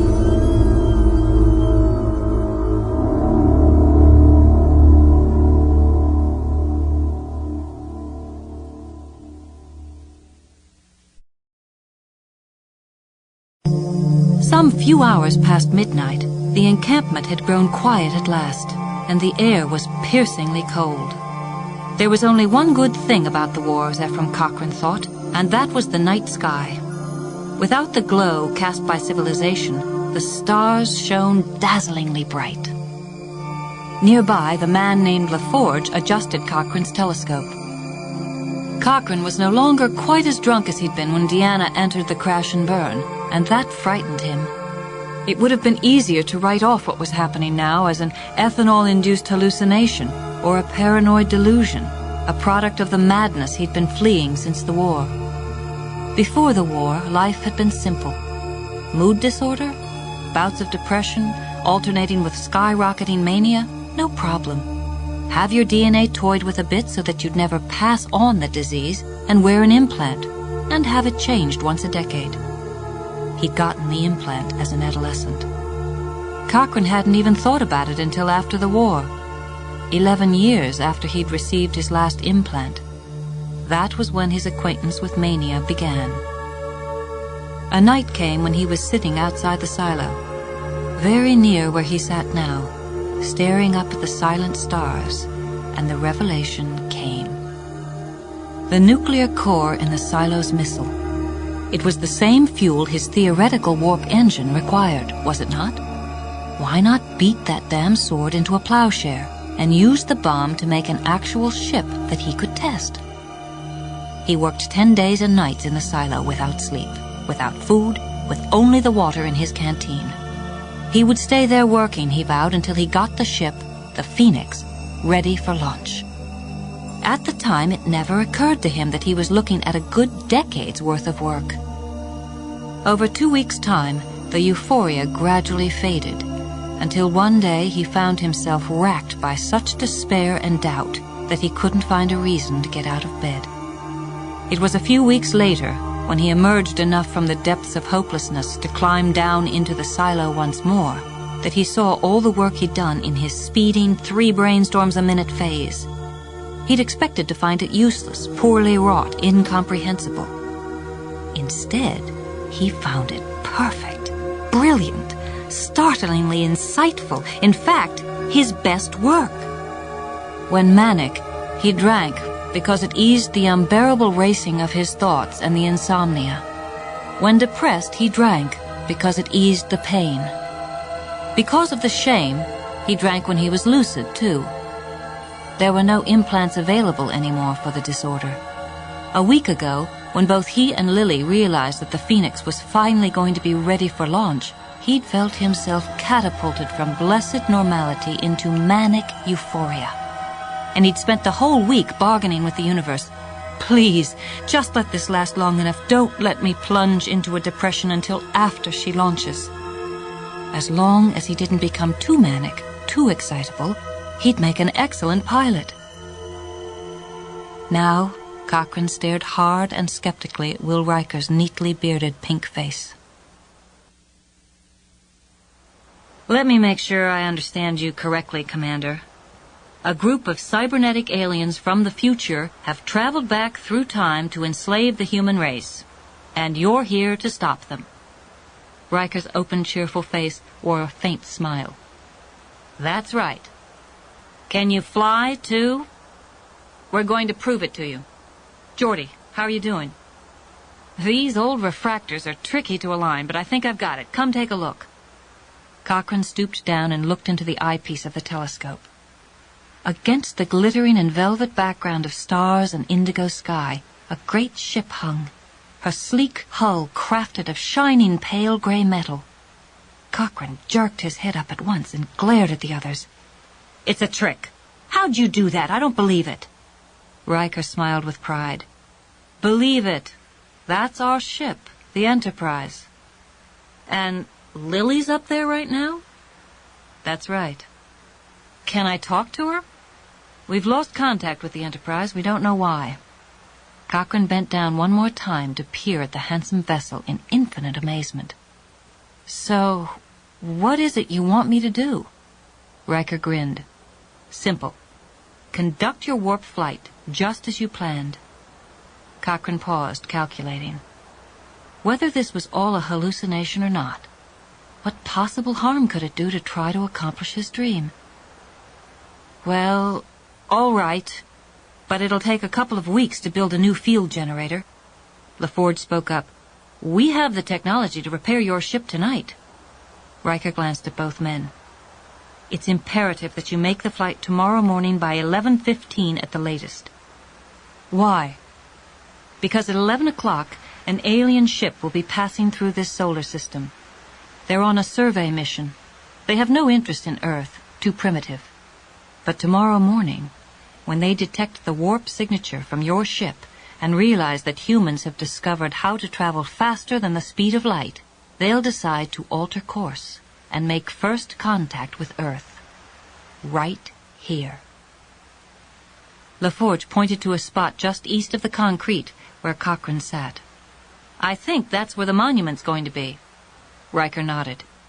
It's one of the most pivotal moments in human history, Doctor. You get to make first contact with an alien race, and after you do, everything begins to change. Upon hearing this, Deanna's beautiful face lit up with joy at a long-past memory Cochrane had yet to live through. It unites humanity in a way that no one thought possible, once they realize they're not alone in the universe. LaForge joined in, grinning like Riker and Troy. Your theories on warp drive allow fleets of starships to be built, and humankind to start exploring the galaxy. Deanna spoke again. And before long, Earth will become a paradise. Poverty, disease, war, they'll all be gone from this planet in the next 50 years. Riker finished the story. But unless you make that warp flight tomorrow, before 11:15, none of it will happen. LaForge smiled warmly at him. I know this has been a lot for you to take in, Doc, but we're running out of time. We need your help. Are you with us? Cochrane let go a deep sigh, then forced a weak smile. Why not? The others grinned in visible relief. As for Cochrane through the telescope at the sight of the sleek and shining ship. If he could just hold on.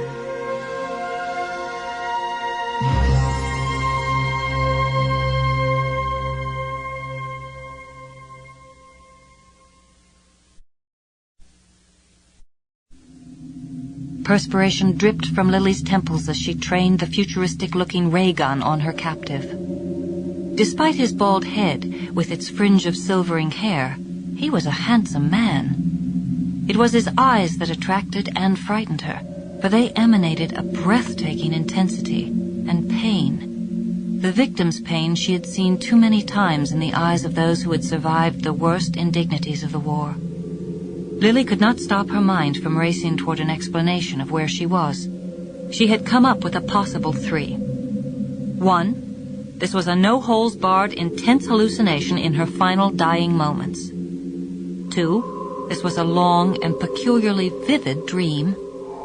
3, the explanation she liked least, but the one that was becoming more viable with each passing moment, this was no dream or hallucination, but reality.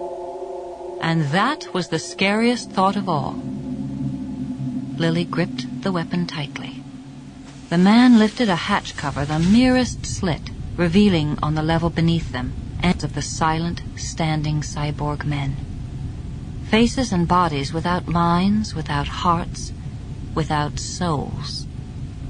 She had no idea what she looked upon, but the ghoulish sight left her convinced that she preferred her captive's company. He glanced up. They're on this deck too.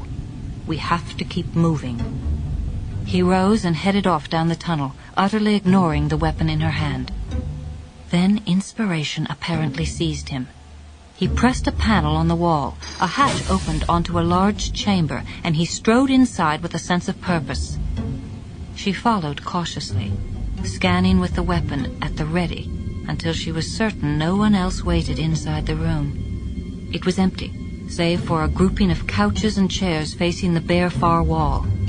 He stopped in front of a panel of push-button controls. This may be difficult to accept, but you're not on Earth anymore, you're in a spaceship.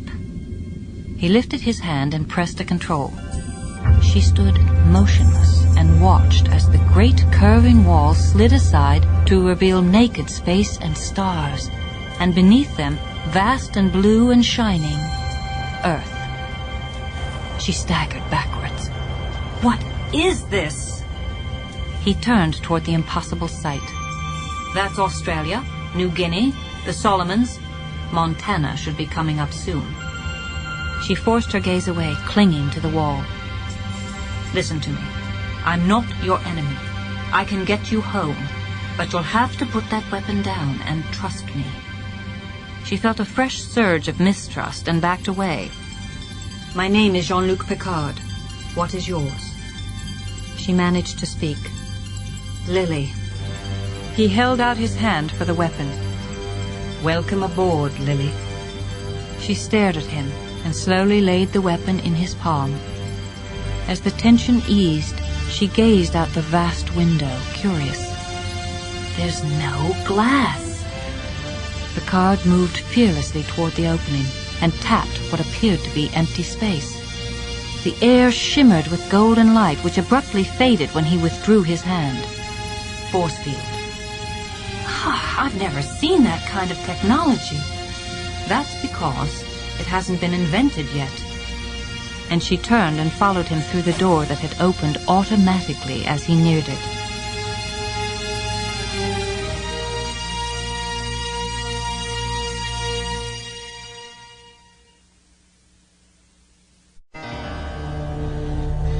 Still bound in the dark, colorless heart of the Borg hive, Data strained to watch as 2 specialized drones continued their surgery. The center of their attentions was his right arm and shoulder, both now encased in a cybernetic shell. Tubes emanated outward to a source he could not see. Within them, various colored liquids coursed. Within half an hour, the drones stepped back from the table. From above came the feminine voice. Are you ready? Data stared up through the mists at the dark tangle of flesh and machinery that obscured the ceiling. Who are you? I am the Borg. That is a contradiction. The Borg act as a collective consciousness. There are no individuals. The overhead darkness stirred. From its midst, the female creature emerged. Her face was humanoid, and her chalky coloring Borg. Her eyes were unlike either, dark, with a decided glint of silver. Her body consisted of nothing more than head, neck, shoulders, and arms. Spider-like, she began to descend from the slick, gleaming web of machinery, her legless, torsoless body suspended by black cables. I am the beginning, the end, the one who is many. I am the Borg. Her truncated form descended smoothly into a synthetic Borg body that awaited below. With a click, her head and shoulders moved into place. The cables detached and swung away, and she moved toward Data with easy grace. Greetings. I am curious. Do you control the Borg Collective? I am the Collective. Data pondered this. Perhaps I should rephrase the question. I wish to understand the organizational relationships. Are you their leader? Her long artificial arms spread in a wide, sweeping V that encompassed the entire surroundings. I bring order to chaos. She smiled, sensuous lips parting to reveal teeth even and pearly. You are in chaos, Data. You are the contradiction. A machine who wishes to be human. I am programmed to evolve, to better myself. That is a drive common to many species. We too are on a quest to better ourselves, evolving toward a state of perfection. Forgive me, but you do not evolve. You conquer. She swept her silvered gaze over the length of his body. By assimilating other beings into our collective, we are bringing them closer to perfection as well. Somehow I question your motives. Her eyelids lowered coyly. That's because you haven't been properly stimulated yet. She directed an intense, focused look at his skull, whose interior... A servo, Data realized. They had inserted a mechanical device inside his head. He gasped as a sudden chilling wave of fear seized him. You have reactivated my emotion chip. Why? Her attention was now on the cybernetic shell that encased the android's right arm. With a faint whir, it opened. Within lay his arm, stripped of its synthetic skin to reveal the inner layer of circuitry. And atop it, something new. A fragile, delicate patch of human flesh, nursed by slender tubes of blood and fastened to the hideous mechanical surface by metal hooks and clamps. Do you know what this is, Data? It would appear you are attempting to graft organic skin onto my endoskeletal structure. She leaned low, gazing reverently at the attempted graft. What a cold description for such a beautiful gift. Her lips parted, and she exhaled a long breath onto the patch of flesh. The hairs on the exposed skin stood bolt upright. At the base of each, a small bump formed. Goosebumps, he had once heard Commander Riker call them. And the sensation. It was undeniably pleasurable. He looked up to see her face next to his, smiling slyly. Data? Was that good for you?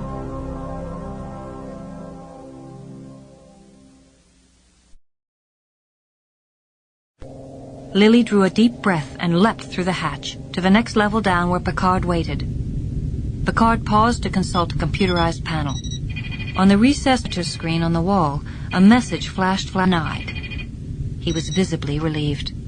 Good. They haven't broken the encryption codes yet. Who? Those bionic zombies you told me about? Yes, the Borg. She gazed around her. How big is this ship? 24 decks. Almost 700 meters long. She did an honest double take. He was talking town, not a ship. How much did this thing cost? He smiled faintly. The economics of the future are somewhat different. Money doesn't exist in the 24th century. She whirled toward him. You don't get paid? The acquisition of wealth is no longer a driving force in our lives.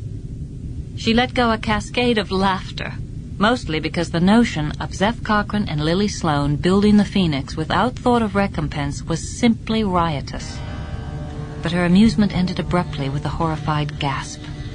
Directly ahead of them, the corridor was lined with a dozen hibernating Borg inside narrow alcoves. Worse, several Borg were moving about, working. She turned to flee, but he caught her arm. "It's all right. They won't attack us unless we threaten them. Come on, I know what I'm doing." He took her hand and gently led her into the enemy's midst. Cyborgs moved past them, so close that she could feel the slight breeze stirred by their passing. It was the longest walk of her life. Picard's focused. But in his eyes she saw hate. At last they stepped from the corridor. Picard peered down an adjacent corridor, and before Lily could stop him, he raised the ray gun. Borg equipment at the corridor's far end exploded in a rain of sparks. 2 Borg turned and began to pursue them. Picard grabbed her hand and pulled her with him down the corridor. He suddenly paused at a set of double doors and hit a control. He motioned her inside. Lily came to an abrupt halt. The only light came from a small, glowing control panel. She could see well enough to distinguish 4 bare walls and no exits. She turned to Picard. "Is there another way out of here?" He did not spare the time to reply, but hurried to the panel and began to tap it with his fingers. In the snap of a finger, no more dark, empty room. She found herself immediately transported to another place, another time. A nightclub in the early 20th century. She did a double take as something amazingly soft brushed against her skin. White satin. She was dressed in a long, alluringly fitted white satin dress. Lily glanced over in amazement at Picard, who wore a striped suit with a broad, old-fashioned necktie and a banded fedora at a rakish angle. Picard seized her arm and propelled her through the near-empty room toward the main bar. She realized the whole scene, including people, was a holographic creation. Picard called to the bartender. And glanced up from the glass he was drying and grinned. "Dixon!"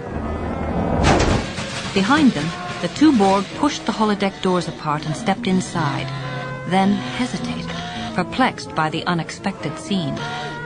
A tuxedoed maitre d' with his slicked-back hair approached the drones. "I'm sorry, gentlemen, but we're closing." One Borg seized the unfortunate host's collar and dragged him close. A small black scope covering one of the drone's eyes began to flash, and extended outward and focused a thin laser beam on the maitre d's face. Lily wondered if these holograms could suffer. Instead, his image flickered slightly, like a television on the fritz.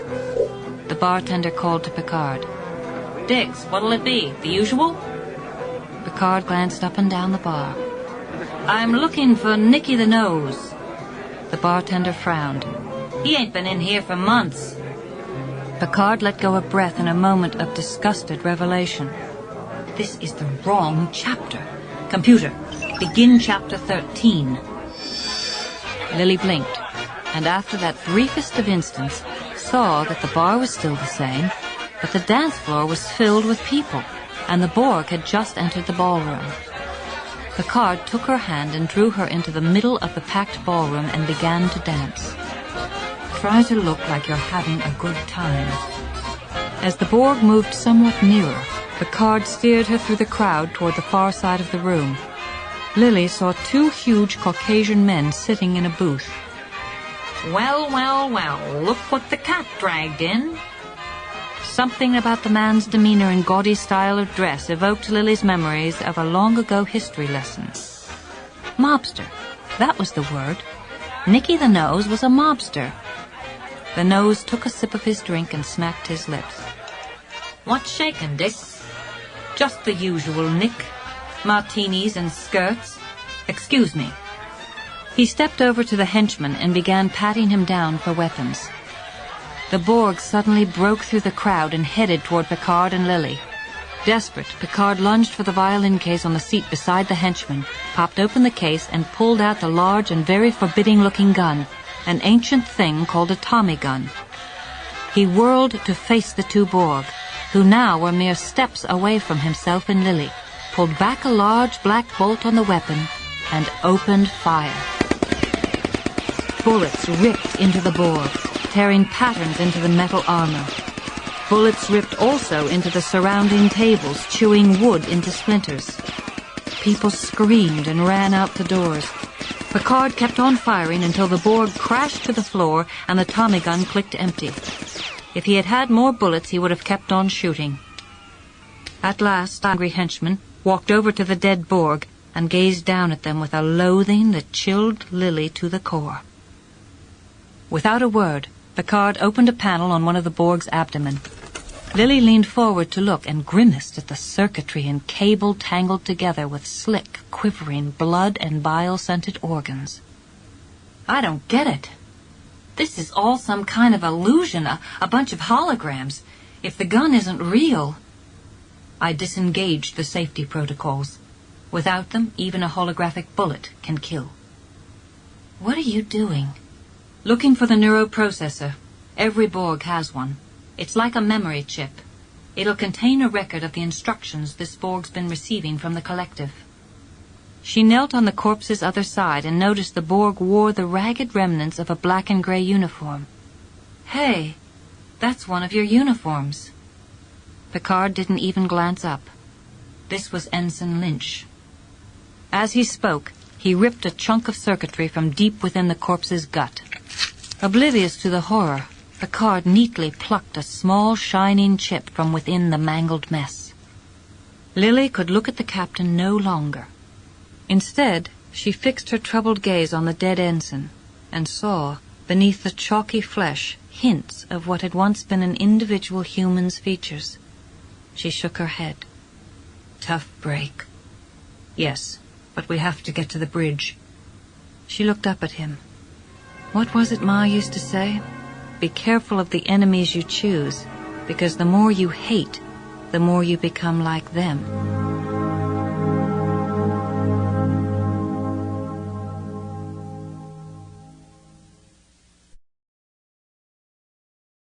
Zephram Cochrane had given up any hope of sleep.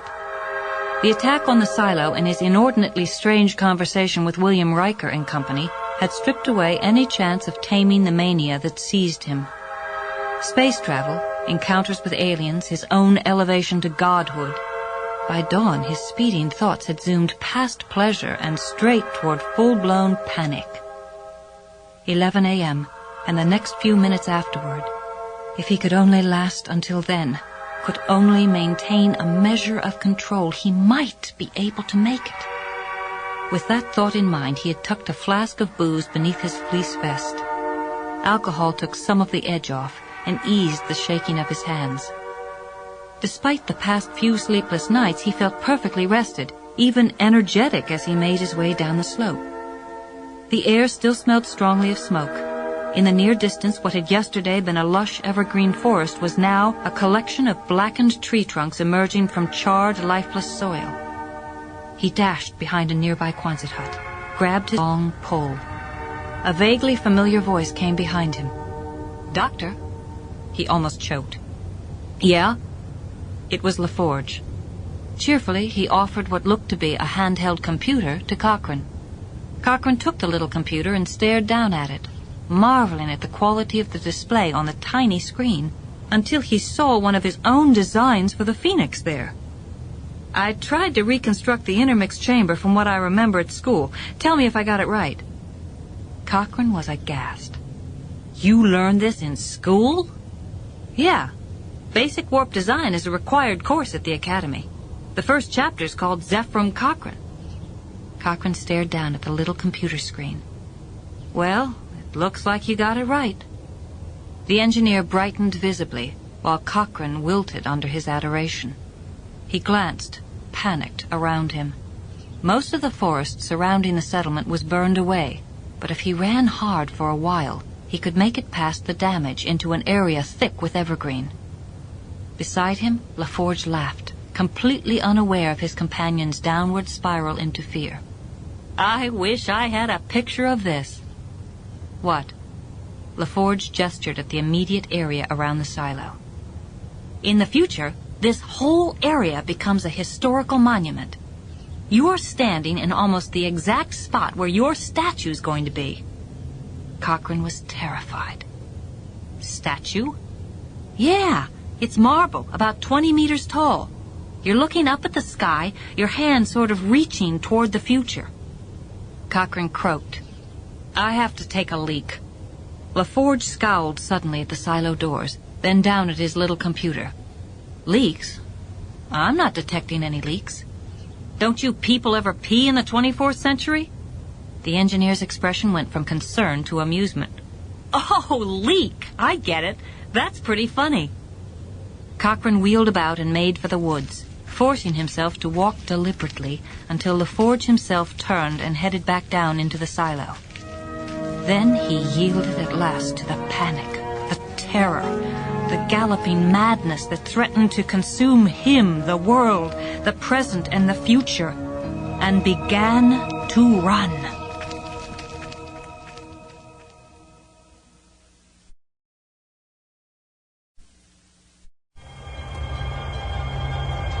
Inside yet another Jeffries tube, Picard steeled himself and reached overhead to pull the lever that would open the hatch. Above lay the Enterprise bridge. The chance existed that the Borg had already arrived there. Inhaling deeply, he pulled the lever and felt the warmth of Lily's body as she huddled closer, heard her nervous sigh. The hatch slowly slid open. He found himself looking up at the business end of 3 phaser rifles, Starfleet issue, and the grim faces of Worf, Beverly, and Lieutenant Hawk. With relief, the 3 lowered their weapons, while the Klingon gave Picard a large dark hand. He took it and stepped up onto a bridge, dim and overheated, but blessedly without Borg. This was still his ship. Beverly's relief was visible. Jean-Luc, we thought you were... Picard interrupted. Reports of my assimilation have been greatly exaggerated. And, Doctor, I found something you lost. This is Lily Sloane. Beneath Lily's gaping scrutiny, Worf shifted uncomfortably. I am Klingon. Lily nodded. Cool. Picard wasted no more time. Report, Mr. Worf. The Borg control over half of the ship. We've been trying to restore power to the bridge and the weapons systems, but we have been unsuccessful. Crusher joined in. So far, there are 67 people missing, including Data. Picard lowered his head in grief for a moment, then forced himself to straighten. We have to assume they've been assimilated. I accessed a Borg neuroprocessor, and I think I've discovered what they're trying to do.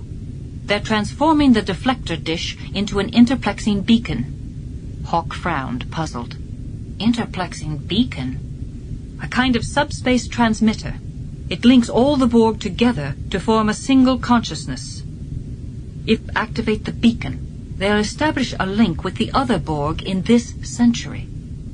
Crusher looked uncertain. But in the 21st century, the Borg are still in the Delta Quadrant. Picard continued grimly. They'll send reinforcements. Humanity would be an easy target. Attack Earth in the past to assimilate the future. Worf came to the conclusion that his captain had intended. We must destroy the deflector dish before they activate the beacon. Picard thought over the possibilities. We can't get to a shuttlecraft, and it would take too long to fight our way down to deflector control. But, Mr. Worf, do you remember your zero-G combat training? Worf swallowed hard. I remember it made me sick to my stomach. Picard gave the Klingon a knowing look. I think it's time we went for a little stroll.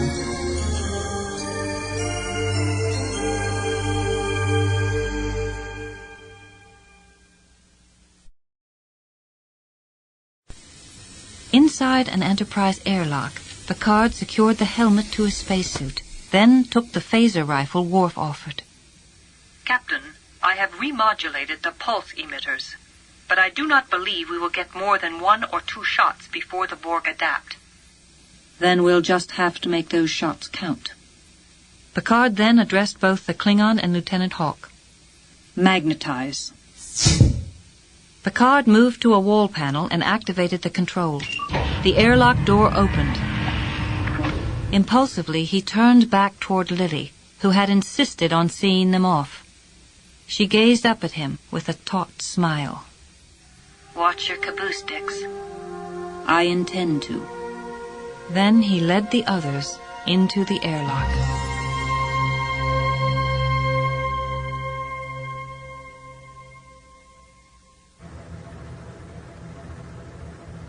When Picard stepped from the airlock onto the ship's outermost surface, he let go of the sturdy railing at the exit.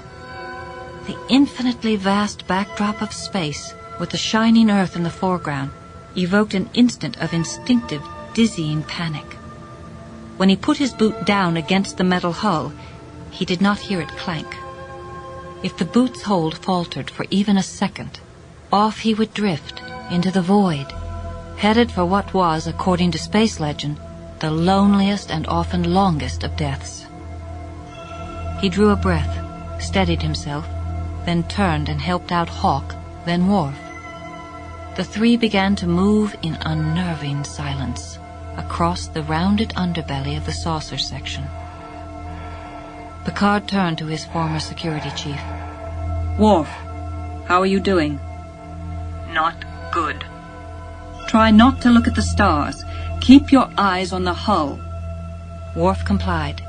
Soon his breathing slowed, and they began to make their way slowly across the immense sweep of hull. After a tedious, tense journey from the ship's underbelly, Picard, Worf, and Hawk at last arrived at the edge of the crater-like depression in whose center the deflector dish rested. Some 50 meters away, the large dish still glowed, but half of its surface and the critical stiletto-shaped particle transfigured by a towering, multifaceted crystal. From it protruded scores of isolinear spires. Worf emitted a low growl of disapproval. We should bring in reinforcements. Picard whispered into the comlink. There's no time. It looks like they're building the beacon right over the particle emitter. Hawk's reply filtered through the receiver in Picard's helmet. If we set our phasers to full power, aim them at the center of the dish... No. We can't risk hitting the dish. It's charged with anti-protons. We'll destroy half the ship. Worf gave his assessment. There are 6 Borg. I would not suggest a direct assault. Picard sighed. No. We need another way. Though precisely what that might be, he had no idea.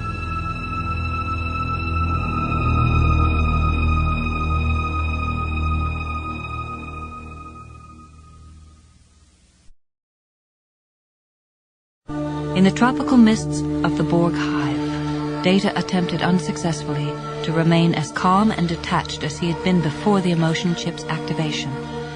The 2 surgical drones continued to meticulously attach pieces of flesh to his android body. The Borg female, still attached to her synthetic body, stood over the surgical table, her sharp, narrow features an elegant study in black and white. Her dark, full lips curved upwards with pleasure. I am curious. Are you using a polymer-based neuro relay to transmit the organic nerve impulses to the central processor in my positronic net? And if that is the case, how have you solved the problem of increased signal degradation inherent to organosynthetic data transmission? The woman interrupted. Do you always talk this much? Not always, but often. Your android brain is capable of so much more. Have you forgotten? I am endeavoring to become more human. Human.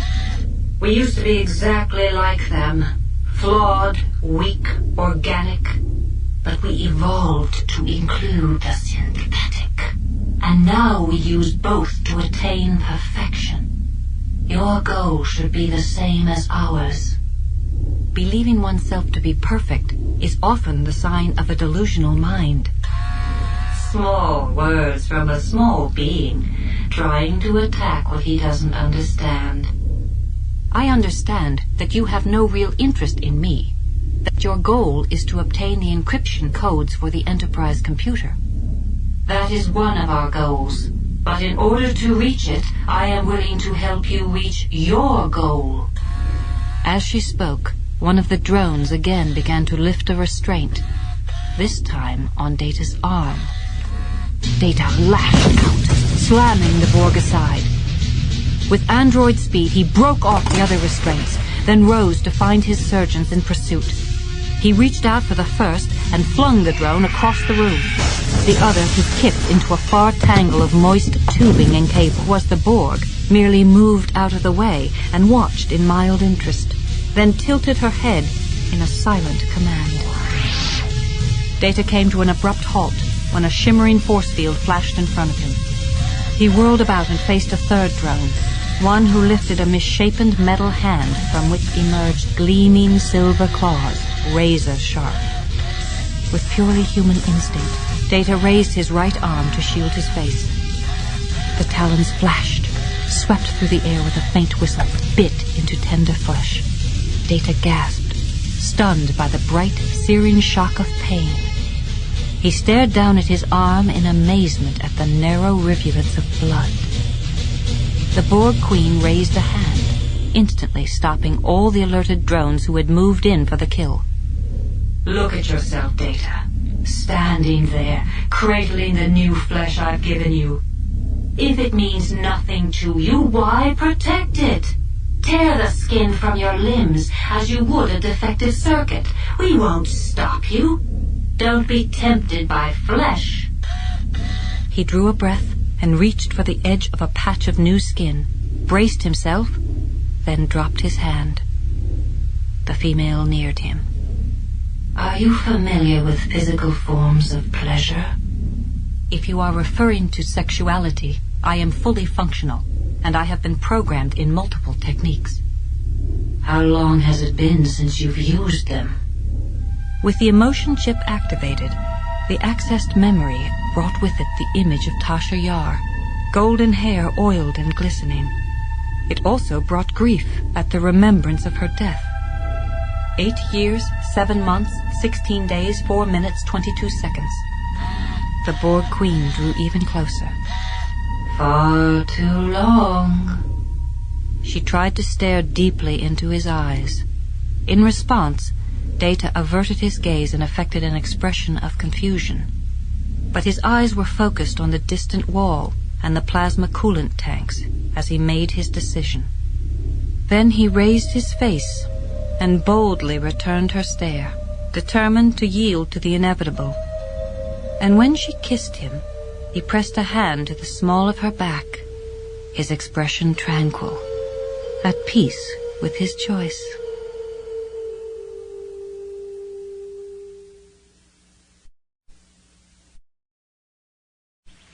With Geordi LaForge beside him, Will Riker leaned against a tall, fragrant pine and watched as Ephraim Cochrane struggled up a steep incline, unaware of the Starfleet engineers surrounding him.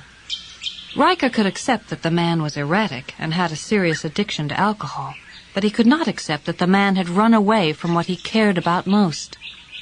The doctor, panting and uncoordinated from drink, made it halfway up the incline, then stopped. Apparently he had finally seen the Starfleet at the top of the slope, for the scientist turned and began scrambling in the opposite direction. But another officer moved out to block Cochrane's path. Once again he whirled about and ran in yet a third direction, directly toward Riker and LaForge. Will gave Geordi a nod. Together the two emerged from the trees in front of the fleeing man. Cochrane's eyes were wild with panic. "I'm not going back." LaForge took a step forward. "Doc, we can't do this without you." "I don't care. Get away from me." Riker sighed. "We don't have time for this." In a swift move, he drew his phaser, aimed, and fired. The mild blast struck Cochrane square in the back, causing him to drop onto the pine needle thatch. Riker hurried over to him, and, LaForge at his side, looked down at Cochrane's unconscious form. "I just don't get it. Why did he run?" Riker didn't know the answer. Maybe Deanna can help us instead. And help had better come soon, Riker thought.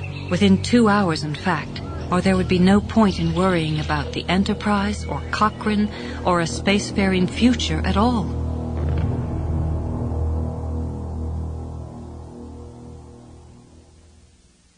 Once Picard had explained to Worf and Hawk what actions were needed, he had divided the work among them. Hawk had departed, leaving Worf and Picard to make their way along the slope of the deflector dish. Mindlessly, the Borg ignored them and finished attaching a component. 2 nearby crystalline spires lit up. Picard and Worf moved on until at last they reached the curving bottom of the deflector array. On the array's far side, a third spacesuited figure drew closer to the Borg working on the dish. Hawk. Worf began to move off in another direction from his captain, toward his assigned task. Picard hurried onward and found the access point, a section of hull labeled Maglock Portal 2. He squatted down, then popped open the deckplate panel. Beneath lay a web of circuitry and controls. As soon as the Borg realized what he and the 2 men at Maglock Portals 1 and 3 were doing, they would pursue. Unfortunately, there was less time than he'd hoped. A shadow fell nearby on the pale, gleaming hull.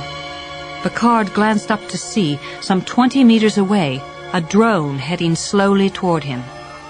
Almost simultaneously, a bright phaser, and he looked across the array to see Hawk lowering his rifle while a wounded Borg went skidding backwards in a shower of sparks. Hawk went back to work, utterly unaware of the approach of yet another drone from behind. Picard shouted into his helmet, "Hawk!"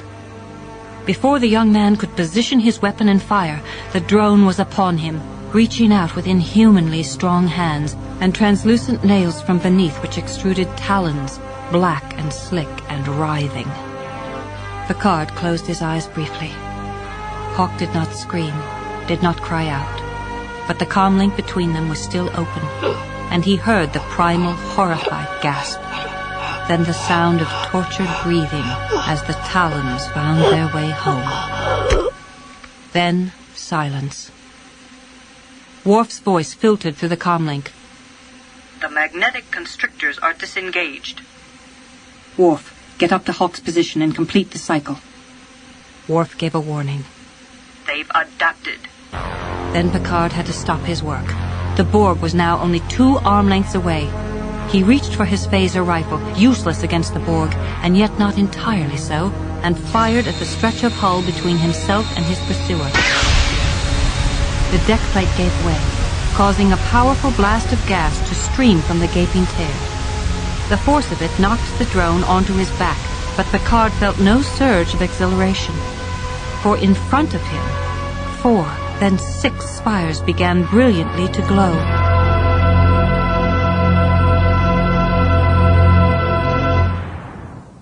As the Borg reached for him, Worf bared his teeth. He almost permitted the creature to catch hold of his spacesuit, then whipped forth the curving bat'leth hidden on his back. With a swift and shining slash, the weapon neatly severed the drone's forearm in a spray of quickly extinguished mechanical sparks and blood. Undaunted, the Borg lunged, extending a surviving hand transformed into a collection of deadly, double-edged knives. One of the blades caught a small piece of fabric on Worf's leg, filling his helmet with the urgent hiss of rapidly fleeing oxygen. With a warrior's will, he focused everything on his weapon and his foe. In the millisecond before the Borg recovered to lunge again, Worf lashed out again and directed the bat'leth's blade into his enemy's neck. The Borg shrieked silently and convulsed before dying. Only then did Worf permit himself to realize that his vision was dimming, that his lungs were gasping desperately for air which had already gone. He stumbled, dizzied, as the suit's built-in alarm filled his head. "Warning, decompression in 45 seconds. Protected behind a curtain of spewing gas, Picard worked furiously, digging through mazes of complex circuitry until at last he found what he sought. With extreme effort, he pulled a lever upward, then twisted. From deep within the Enterprise E's heart came a shuddering vibration and the silent but unmistakable sensation of a metal clank. Nearby, the portal where Hawk had been working still lay open. He started at the realization that one of the final 3 isolinear spires had come brilliantly alive. He felt a vibration on the deck plate beneath his boots. He whirled and saw that the pursuing drone had patiently made its way around the long curtain of venting gas. The Borg raised a cybernetic arm, the hand of which had been replaced by a jagged circular saw. With total dispassion, the Borg wielded the weapon and drew closer. I will not yield again. Picard reached down and hit the magnetic control on his spacesuit's thigh. Immediately, the green light went dark. The metal soles clicked, then became stomach-wrenchingly light. Picard began floating upward, into space, beyond the Borg's lethal grasp. The sensation was terrifying. He had to force himself to maintain his concentration, to draw in his legs at the proper time and then kick with all his might against the curving hull. The act hurled him over the head of the hapless Borg, toward the far side of the array and Hawk's panel. At last he crashed into the hull. He scrambled for a handhold, found one, and remagnetized his boots. Within a few steps he reached the deck plate Hawk had removed, and reached down into the open series of controls, then grabbed the hydraulic lever. A pull, a twist. Beneath his feet, the sensation of a thunk, as massive clamps were released. The first bolt attaching the deflector dish to the Enterprise was blown outward into space. Then the others. And the deflector dish itself, along with the brightly glowing crystal, began to float upward. But at the height of slightly more than a meter above the hull, the still glowing dish stopped, tethered to the Enterprise by a thick pillar of power cables. He lifted his phaser rifle, took careful aim. But before he could fire, he sensed movement in the periphery of his vision.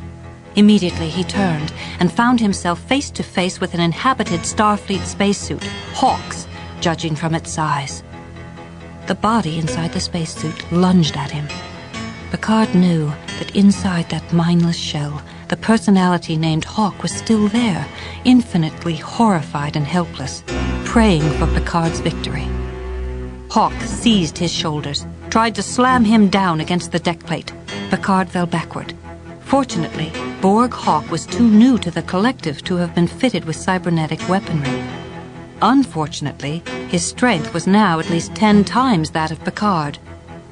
Hawk was upon him, fist smashing into his helmet's faceplate. The plate began to crack. Picard vowed silently he would not yield. Borg Hawk lifted his fist for the final blow. The phaser blast came so near to his face that he was immediately blinded and lay gasping against the hull. Hawk's limp arms and legs slowly pinwheeled around a scorched torso. Picard struggled to his feet and saw, to his utter delight, Worf. The Klingon stood some meters away, lowering his rifle. He stepped toward Picard. Something black and white moved with him. Closer inspection revealed the suit's tear in mid-shin, just below the knee. A long piece of tubing was serving as a tourniquet. The excess dangled behind like a leash. Picard realized the black and white object was in fact a Borg hand attached to a severed forearm, from whose bloodied metal wound extruded the long tube. Yet the captain at once drew his attention away to an even ghastlier sight. Although the dish hovered above the ship's surface, cables still held it fast. The entire beacon began to pulsate with power. Picard reached for his phaser rifle, aimed, and directed a searing bolt directly at the thick cable tether. Abruptly, the beacon and its myriad spires died. And when the dish had at last risen a good 20 meters, a safe distance, the Klingon aimed his rifle spaceward and snarled, "Assimilate this." Picard shielded his eyes as the deflector dish erupted in a shower of white-hot debris. As the beacon hurtled dark and silent into space, Picard vowed to hunt the Borg down, drone by the heart of the collective. And he would pierce that heart with a wound deeper than that inflicted on his own. Pierce it, even though it meant his death.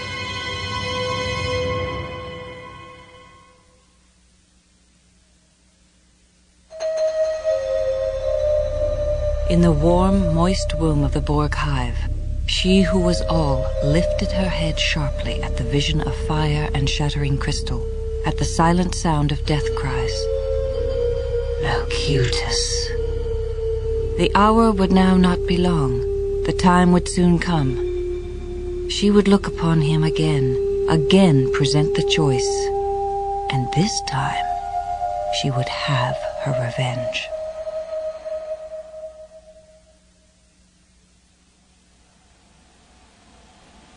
Worf groaning softly beside him, Picard waited inside the airlock. On the other side, Beverly Crusher worked the controls. Lily stood beside her, smiling. Flanked by Worf, Picard stepped through the airlock door and removed his helmet. We stopped them, but we lost Hawk. Beverly's blue eyes registered the loss, but she was already moving forward to help Worf, who fumbled in his efforts to remove his helmet. A security officer crawled from a Jeffries tube. "They're on the move again. The Borg just overran 3 of our defense checkpoints. They've taken decks 5 and 6. They've adapted every modulation of our weapons. It's like we're shooting blanks." Picard told him at once. "We'll have to start working on a new way to modify our phasers so they're more effective. In the meantime, tell your people to stand their ground. Fight hand to hand if they have to." Worf turned to Picard. "Captain, weapons are useless. We must activate the auto-destruct sequence and use the escape pods to evacuate the ship." Lily leaned forward, hopeful. "Escape pods? Tell me more about those escape pods." Picard snapped in reply. "We are going to stay and fight. We have not lost the Enterprise, and we are not going to lose the Enterprise." He jerked his head to glare at the security officer. "You have your orders." Worf and Crusher watched in silence as the younger man nodded again and walked back to the Jeffries tube. Lily stared at Picard. "I'm not one of your troops, and I really don't want to stick around while you guys fight these space monsters, okay? I want to go home." Worf's tone grew strident. "Captain, I must object to this course of action. With all due respect, sir, I believe you are allowing your personal experience with the Borg to influence your judgment." The fury grew electric as it traveled down Picard's spine. "I never thought I'd hear myself say this, Worf, but I actually think you're afraid. You want to destroy the ship and run away." The Klingon growled. "If you were any other man, I would kill you where you stand. Get off my bridge."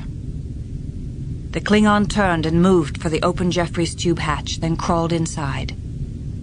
Lily watched as Picard scanned the shocked faces of his remaining crew, then silently turned and headed into another chamber that opened onto the bridge. When the door had closed behind him, Beverly Crusher turned to Lily. "Let's go." But Lily didn't move. "What do we do now?" A shadow came over Crusher's face. "We carry out his orders." Lily interrupted. "Wait a minute, this is stupid. If we can get off this ship and blow it up, we should do it." Crusher's voice was carefully composed. "Once the captain's made up his mind, the discussion is over." Lily's fury grew. "We'll see about that." And she headed into the observation lounge. Picard glanced up to see Lily storm into the room. He stopped his task of disassembling a phaser rifle. She stopped on the other side of the table. "You bastard. Look, I don't know jack about the 24th century, but I do know that everyone out there thinks that staying here and fighting the Borg is suicide. They're just afraid to come in here and say it." He felt himself turn to ice. "The crew is accustomed to following my orders." "Captain, they're probably accustomed to your orders making sense." "None of them understand the Borg as I do." "What's that supposed to mean?" "I was one of them. So you can imagine, Lily, I have a somewhat unique perspective on the Borg. Now, if you'll excuse me, I have work to do. He reached for the phaser rifle, popped open another panel. Lily smiled ruefully. I am such an idiot.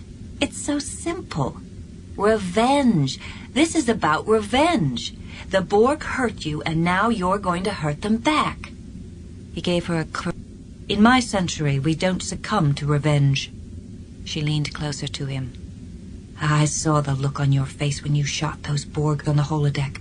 You were almost enjoying it. Admit it. You're not the first person to get a thrill out of murdering someone. I see it all the time. Get out, Lily. Her gaze bore right through him. Or what? You'll kill me? Like you killed Ensign Lynch? Her words at last touched his fury and ignited it. There was no way to save him. You didn't even try. Lily leaned in closer. You're as possessed now as you were when the Borg possessed you. This is not about revenge. This is about saving the future of humanity. She screamed at him. Then blow this ship up! The full depth of his rage emerged in one word. No!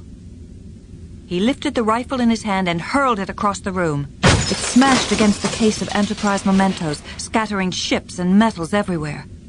The line must be drawn here. This and no further. I will make them pay for what they've done.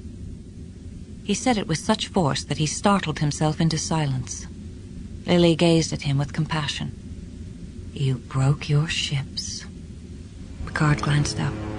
She had been right, and had come here to show him the insanity of his own consuming hatred. He followed her gaze to the deck where Enterprise replicas lay scattered. Then he turned and moved to the window, to stare out at the earth and stars. He heard her footsteps headed for the door. Before she could reach it, he recited, He piled upon the whale's white hump the sum of all the rage and hate felt by his whole race. If his chest had been a cannon, he would have shot his heart upon it. With an ironic smile, he turned to see her gazing at him in puzzlement. What's that? Moby Dick.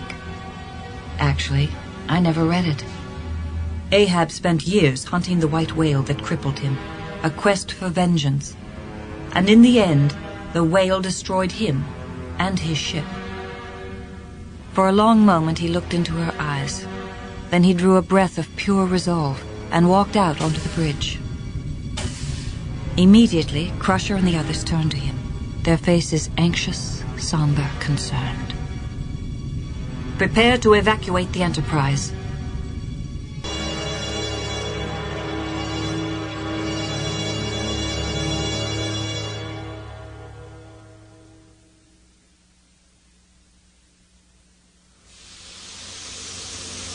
On the catwalk that led directly to the Phoenix's cockpit, Will Riker paused a moment to savor a sight. Zephram Cochrane, flat on his back in the pilot's chair. It had been a very different man they'd revived in the silo's control room. Not nuts, Troy had said then, but clearly suffering from a chemical disorder of the brain. She thought it might be possible to treat some of the worst symptoms by using one of the non-sedating calming drugs provided in the standard first aid kit. Within a matter of minutes, Cochrane the drunken and crazed had been transformed into Cochrane the sober and rational. Now, Cochrane scowled down at an old-fashioned dial display and looked over his shoulder at Riker. I have a 4-alarm hangover, either from the whiskey or your laser beam or both. But I'm ready to make history. Troy to Commander Riker. We're ready to open the launch door. As the massive concrete silo door slid open, Riker lay on one of the astronauts' couches behind Cochrane's. Sunlight streamed into the cockpit from the crystal blue Montana sky. As he tightened the old-fashioned restraints that held him fast to one of the co-pilot's couches, he glanced over at Geordi LaForge, who had just settled back in the other co-pilot's couch across from him. The metal blast door slid shut, protecting Troy and the others inside the control room. The instant it began to close, Cochrane immediately became a pilot. Initiate pre-ignition sequence. The cockpit shuddered slightly as the engines at the ship's base began spewing nitrogen gas. Troy's voice filtered over the cockpit intercom. Control to Phoenix. Your internal readings look good. You're at the 30-second mark. Good luck. With all the last-minute checkdowns completed, the tension in the cockpit suddenly intensified. The silo abruptly disappeared, replaced by an onrush of pale blue sky. The Phoenix hurtled heavenward on a column of fire and smoke. Riker gave a glance to Geordi. The engineer was also enjoying the novelty of it all. Was overwhelmed by something far different than awe. His eyes were wide, bulging with pure terror. Of course, Riker realized. This was Zephyr Cochrane's first spaceflight. Finally, Cochrane seemed to relax. Prepare for first stage shutdown and separation on my mark. 3, 2, 1. Mark. Riker performed his assigned task. The first stage booster dropped away, leaving 3/4 of the craft spaceborne. And then the separation of the metal shield, allowing the primitive warp nacelles to extend themselves on either side of the fuselage.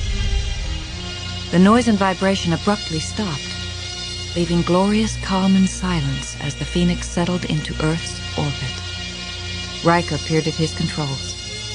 All right, let's bring the warp core online.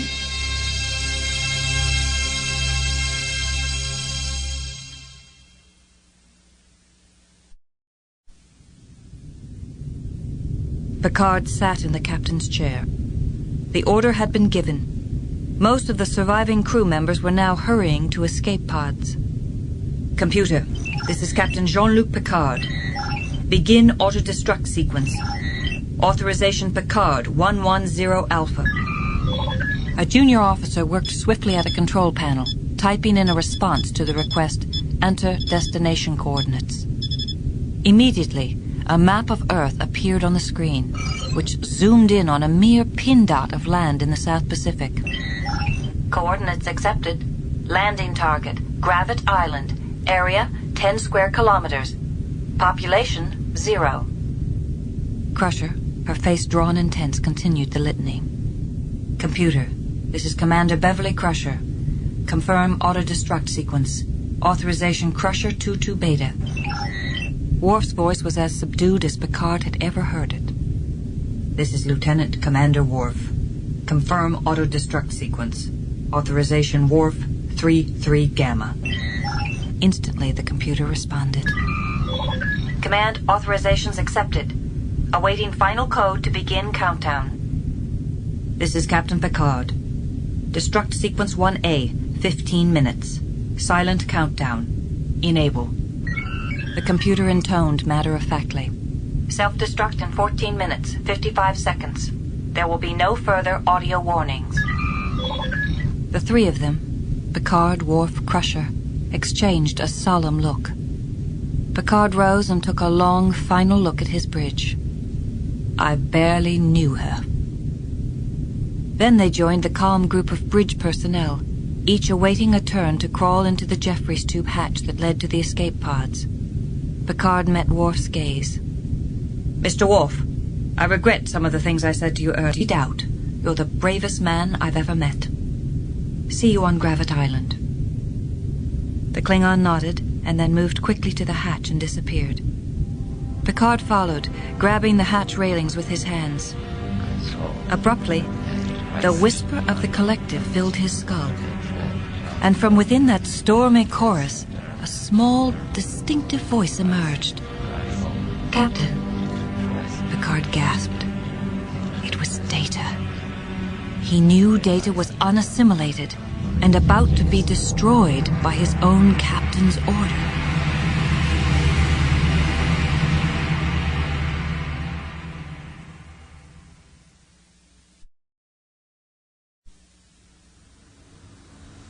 Pad in hand, Picard moved down the empty evacuation corridor, passing the endless row of escape pods. Only 2 remained vacant. He had already spotted Lily jogging slowly toward him. He met her in front of one of the remaining pods and handed her the pad before she could utter a word. If you see Commander Riker or any of my crew, give them this. She studied it curiously. What is it? orders to find a quiet corner of North America and stay out of history's way. A brief but awkward silence ensued, during which Lily kept her gaze fastened overlong on the pad. At last she gazed up shyly. "Good luck." Picard smiled. "To both of us." As she climbed into her pod, he turned and headed back down the corridor. "Hey, your escape pod is this way." "Oh, yes, I was just going to check on something." "You're not going, are you?" "No, I'm not. When I was held captive aboard the Borg ship, my crew risked everything to save me. I have a friend who's still on this ship. I owe him the same." Lily considered this and gave a slow, sad nod. "Go find your friend." She lingered an instant, no more, then entered the pod and met his gaze steadily as he pushed the hatch control. The pod sealed, and she was irretrievably, utterly gone. Picard drew a steadying breath and made his way quickly to the master control panel on the wall, then launched the few remaining occupied pods. That done, he went to a large hatch that led to the engineering section. When the hatch slid open, Picard stepped through, into a section of corridor defaced by the imposition of black, Borg-modified machinery and glistening organic matter. Determined, he continued his uneasy journey. At the intersection of two corridors, a pair of drones suddenly appeared and blocked his path. Picard halted. Had they known his intent, they would surely have killed him. Instead, they parted, stepping aside so that he might pass. An invitation. He was expected. At last he arrived at the closed double doors of main engineering. He drew a breath, steeling himself against the now overwhelming mental cacophony of the collective, and prepared to step through the doors. But before he stirred a muscle, the doors opened. The incoherent chorus in his head abruptly stopped. They were waiting for him. He crossed the threshold into the image from his dream. Apathy. Row after row of dull flesh and metal faces lined the vast chamber's walls. Sleeping drones in their honeycomb cells. A droplet-bejeweled thicket of black cables and feeding tubes descended from the ceiling like thick jungle vines. Apathy, yes, from the slumbering drones. But there was something more here, something passionate, something with a heart that could be pierced. The one who had violated him so.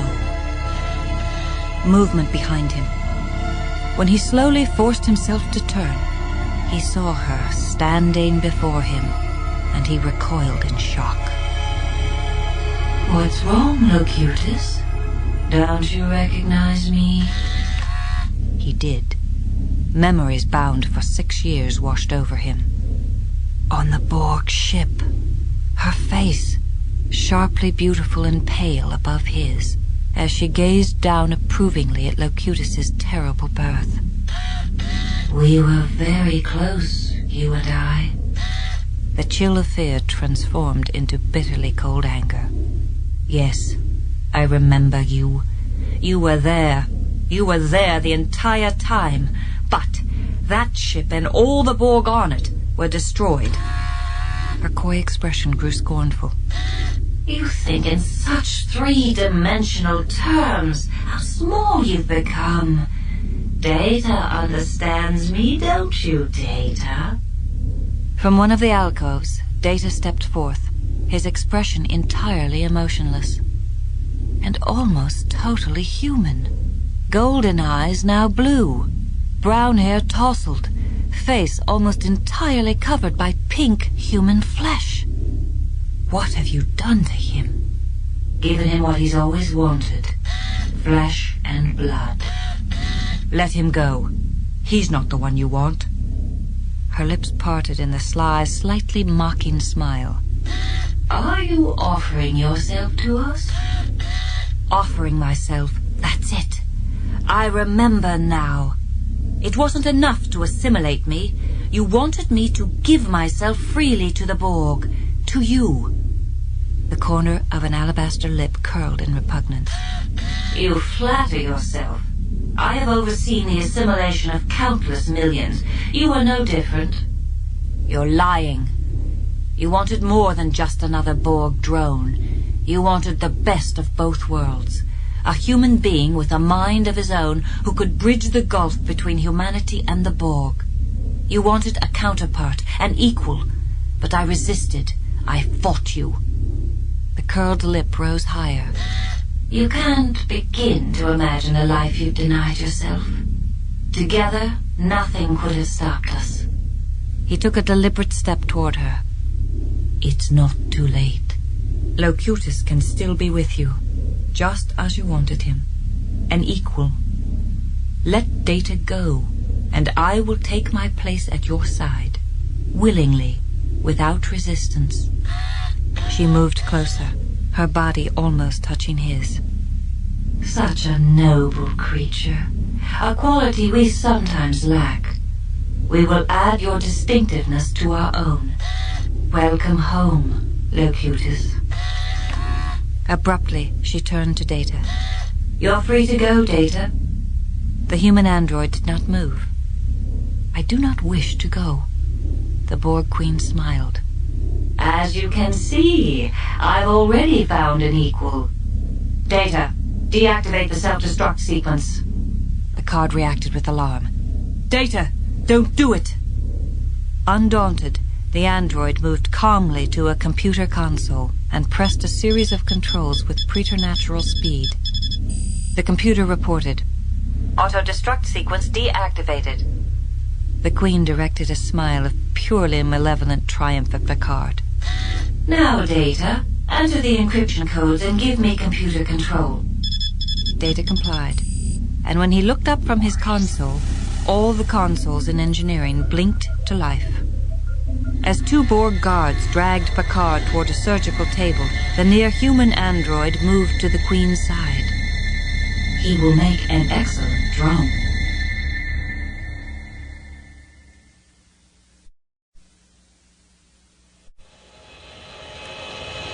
Inside the Phoenix's cockpit, Riker watched the chronometer while LaForge made a final report. The historic moment was almost upon them. He smiled at Cochrane. They should be out there right now. We need to break the warp barrier within the next 5 minutes if we're going to get their attention. Geordi flicked a series of switches. Nacelles charged and ready. Cochrane turned back and caught Riker's gaze, then turned back toward his controls. Engage. The ship did accelerate, but not like a starship. It would take a few minutes to attain warp speed. Geordi's eyes focused on his instrument panel. Warp field looks good. Structural integrity holding. Riker switched on the speedometer. Speed, 20,000 kilometers per second. Cochrane reached overhead for some switches, then happened to glance out the window. Jesus! LaForge and Riker looked up in tandem. Outside the window, the Enterprise E, massive, sleek, and gleaming, sailed into view. Riker grinned, pleased by the sight.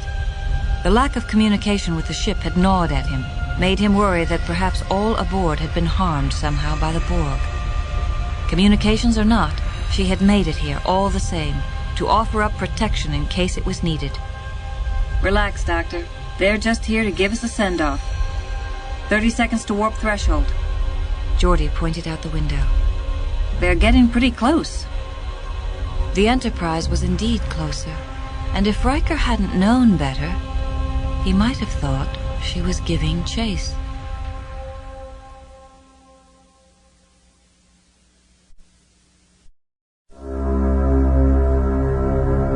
After Data's betrayal, the Borg had dragged the captain to a surgical table.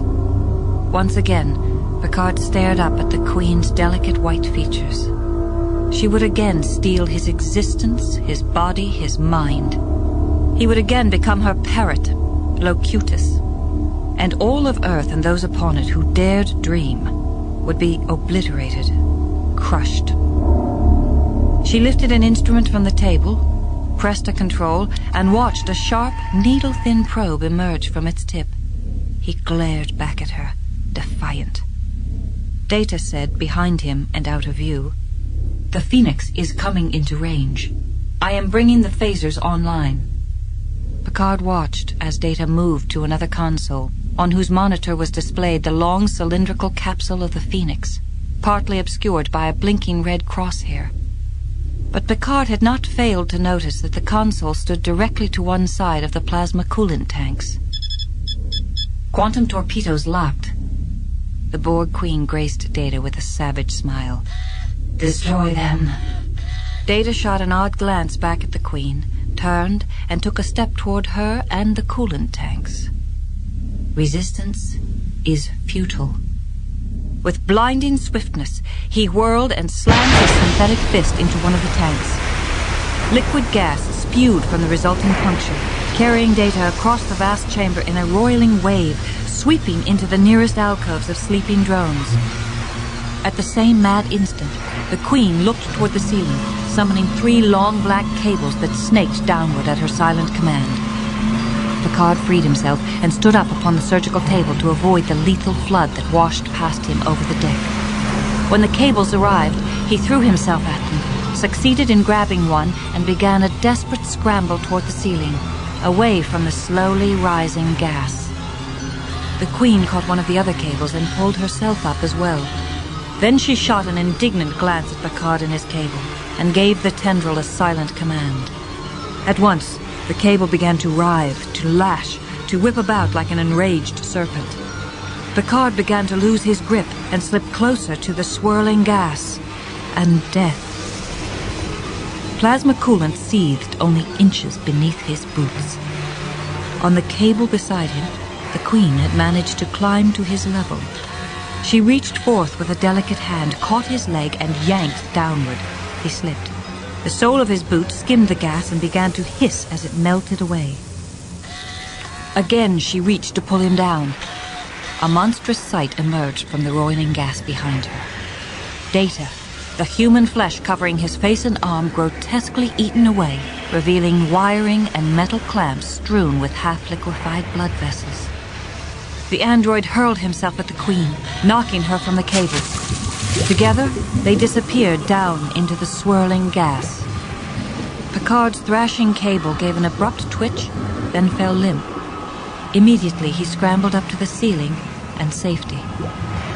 Below, amid swirls of gas, lay the Queen, her dark hair and the pale flesh of her handsome face and hands bubbling as they slowly slid from her skeleton.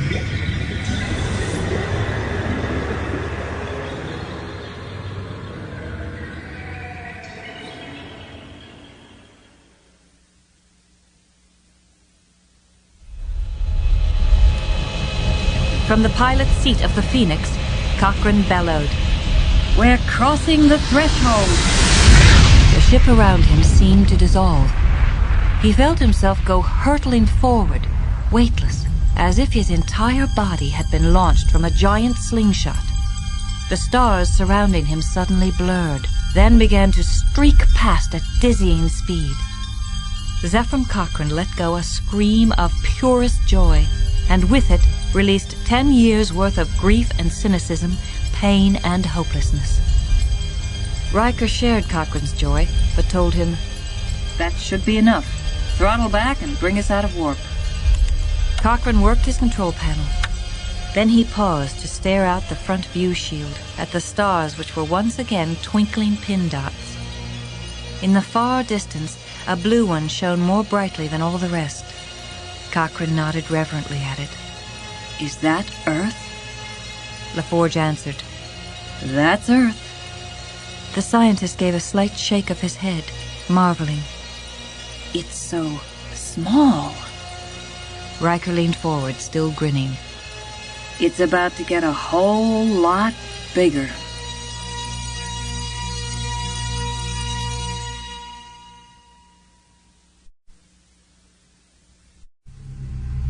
Picard climbed carefully through the thick tangle of cables and conduits to the far side of the room and the third level of the engineering deck.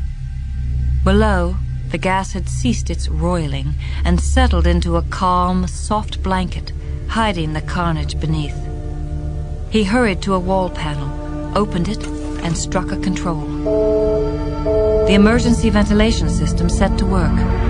The captain at once moved to the edge of the deck and peered down to see the stripped metal skeletons of Borg drones, most fallen from their alcoves as they slept, interior metal workings spilled in maniacal fashion.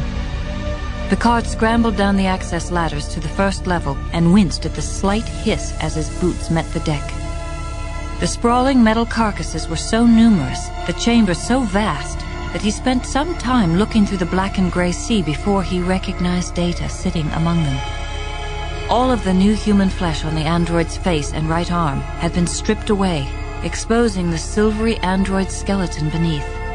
Picard hurried to him, but was stopped in mid-stride. The voice of the collective was slowly rising in volume. Locutus! On instinct, Picard whirled and saw behind him she who was all.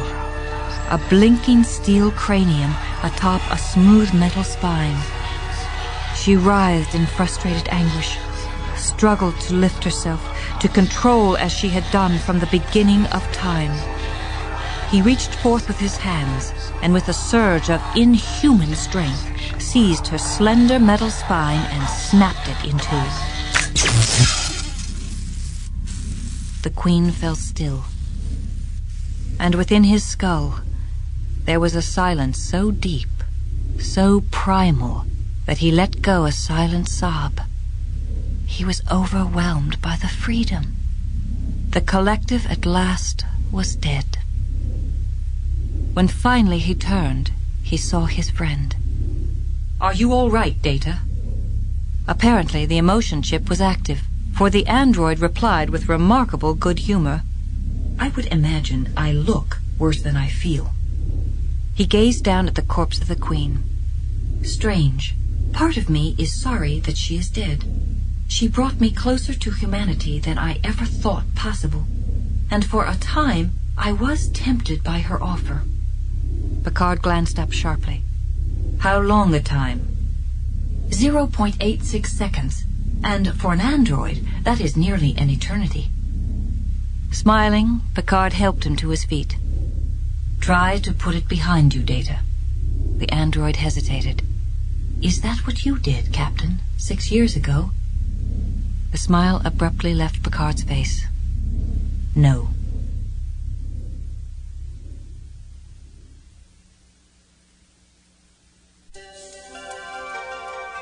Captain's Log, April 5th, 2063. The voyage of the Phoenix was a success. Again. The alien ship detected the warp signature and is on its way to a rendezvous with history. Braced by members of Picard's senior crew, Lily stood beside Zephram, gripping his arm. Farther away, hidden by the darkness, Picard and Dr. Crusher stood apart, taking care that their mere presence did not alter the line of history. Lily gazed up at the sky, at the bright lights that shone through the night clouds, the lights that had drawn every townsperson to the silo, the lights of a descending spacecraft. A murmur passed through the crowd as the colossal ship at last emerged from the clouds. To Lily, it looked rather like a huge pterodactyl spreading its great wings as it lowered itself, feet first, to the ground. As the alien ship's engines whined to a stop, she squeezed Zephram's arm, and he looked back at her, suddenly decades younger than the day they had met. The ones known as Will and Geordie stepped forward and took Zeph gently by the arm. "Doctor, you're on." Zeph stared at them, perfectly sober, yet drunk with awe. "My God, they're really from another world." Will smiled in his easy manner. "And they're going to want to meet the man who flew that warp ship." A hatch in one of the landing claws began slowly to open. Light spilled out, illuminating the night air. 3 hooded figures emerged, robed in elegant patterned brocades of charcoal, bronze, aubergine. One of the taller ones pulled back its hood, and at that instant Lily ceased struggling against tears and permitted them to course down her cheeks. It was a man a handsome man with a strong jaw, strong cheekbones. If the stark lighting did not deceive, his complexion had a decidedly greenish cast. But it was the ears that made her realize, yes, this is a man, but it is most definitely not a human being. Slowly, regally, with remarkable and formal composure, the group's leader walked over to Cochrane and raised a hand, palm out. Zeph mimicked the gesture, adding an uncertain smile and a little wave. The alien indulged in neither, but spoke in flawless, unaccented English. "Live long and prosper." From the nearby shadows, Lily heard Picard's voice. "I think it's time for us to make a discreet exit." Riker nodded. "Riker to Enterprise. Stand by to beam us up." He, Dr. Crusher, and LaForge moved deeper into the shadows. Picard stepped to the edge of the light and smiled at Lily. She walked up to him. "I envy you. The world you're going to?" An amused look came over his face. "I envy you. Taking these first steps into a new frontier. I'll miss you, Lily."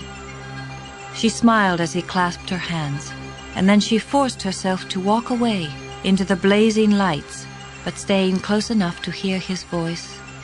"Picard to Enterprise. Energize." Lily knew she would never see any of them again. Even so, she could not resist staring up into the night sky.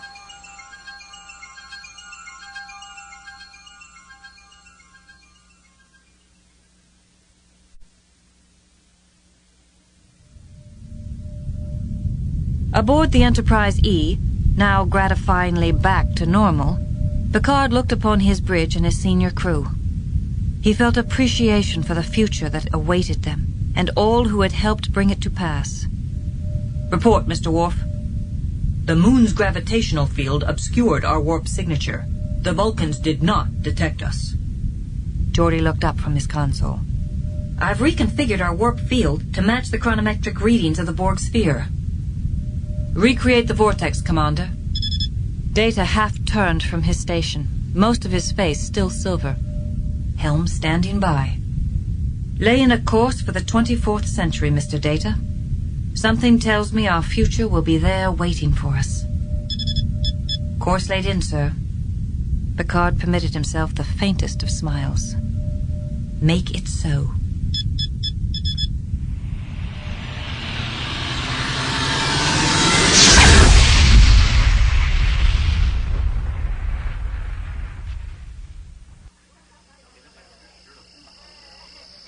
And in the unseasonably warm Montana night, Lily Sloan stood just outside the crash and burn, staring up at the sky. There she saw what she'd been waiting for, a flash of rainbow light, and a tiny star sailing inside it, abruptly vanishing into the future. She smiled and took a step back to peer inside the tent, where Zeph was standing near the jukebox, waving his arms and talking a light year a minute. He was far too excited to touch the glass he'd poured for himself. Suddenly he reached out and, grinning broadly, hit a control on the jukebox. Each Vulcan lifted his or her right eyebrow, then listened with perfectly detached scientific curiosity. Lily could not help but laugh delightedly along with the other settlers. The Phoenix had risen at last, and she was never coming down.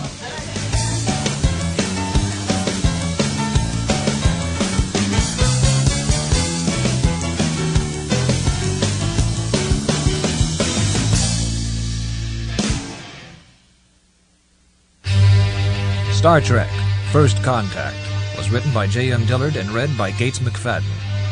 It was abridged for audio by George Truitt.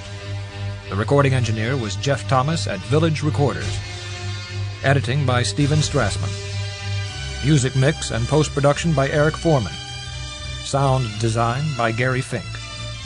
Original music was composed by Carl Schurtz, Dave Kersner, Eve Beglarian, Carl Sharif, Richard Heyman, Sam McCauley, and Richard Emmett.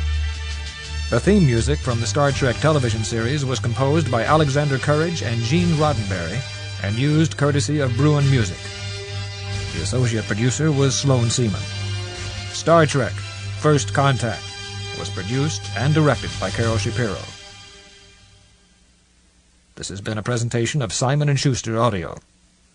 Also available from Simon & Schuster Audio, J.M. Dillard's Star Trek: Generations.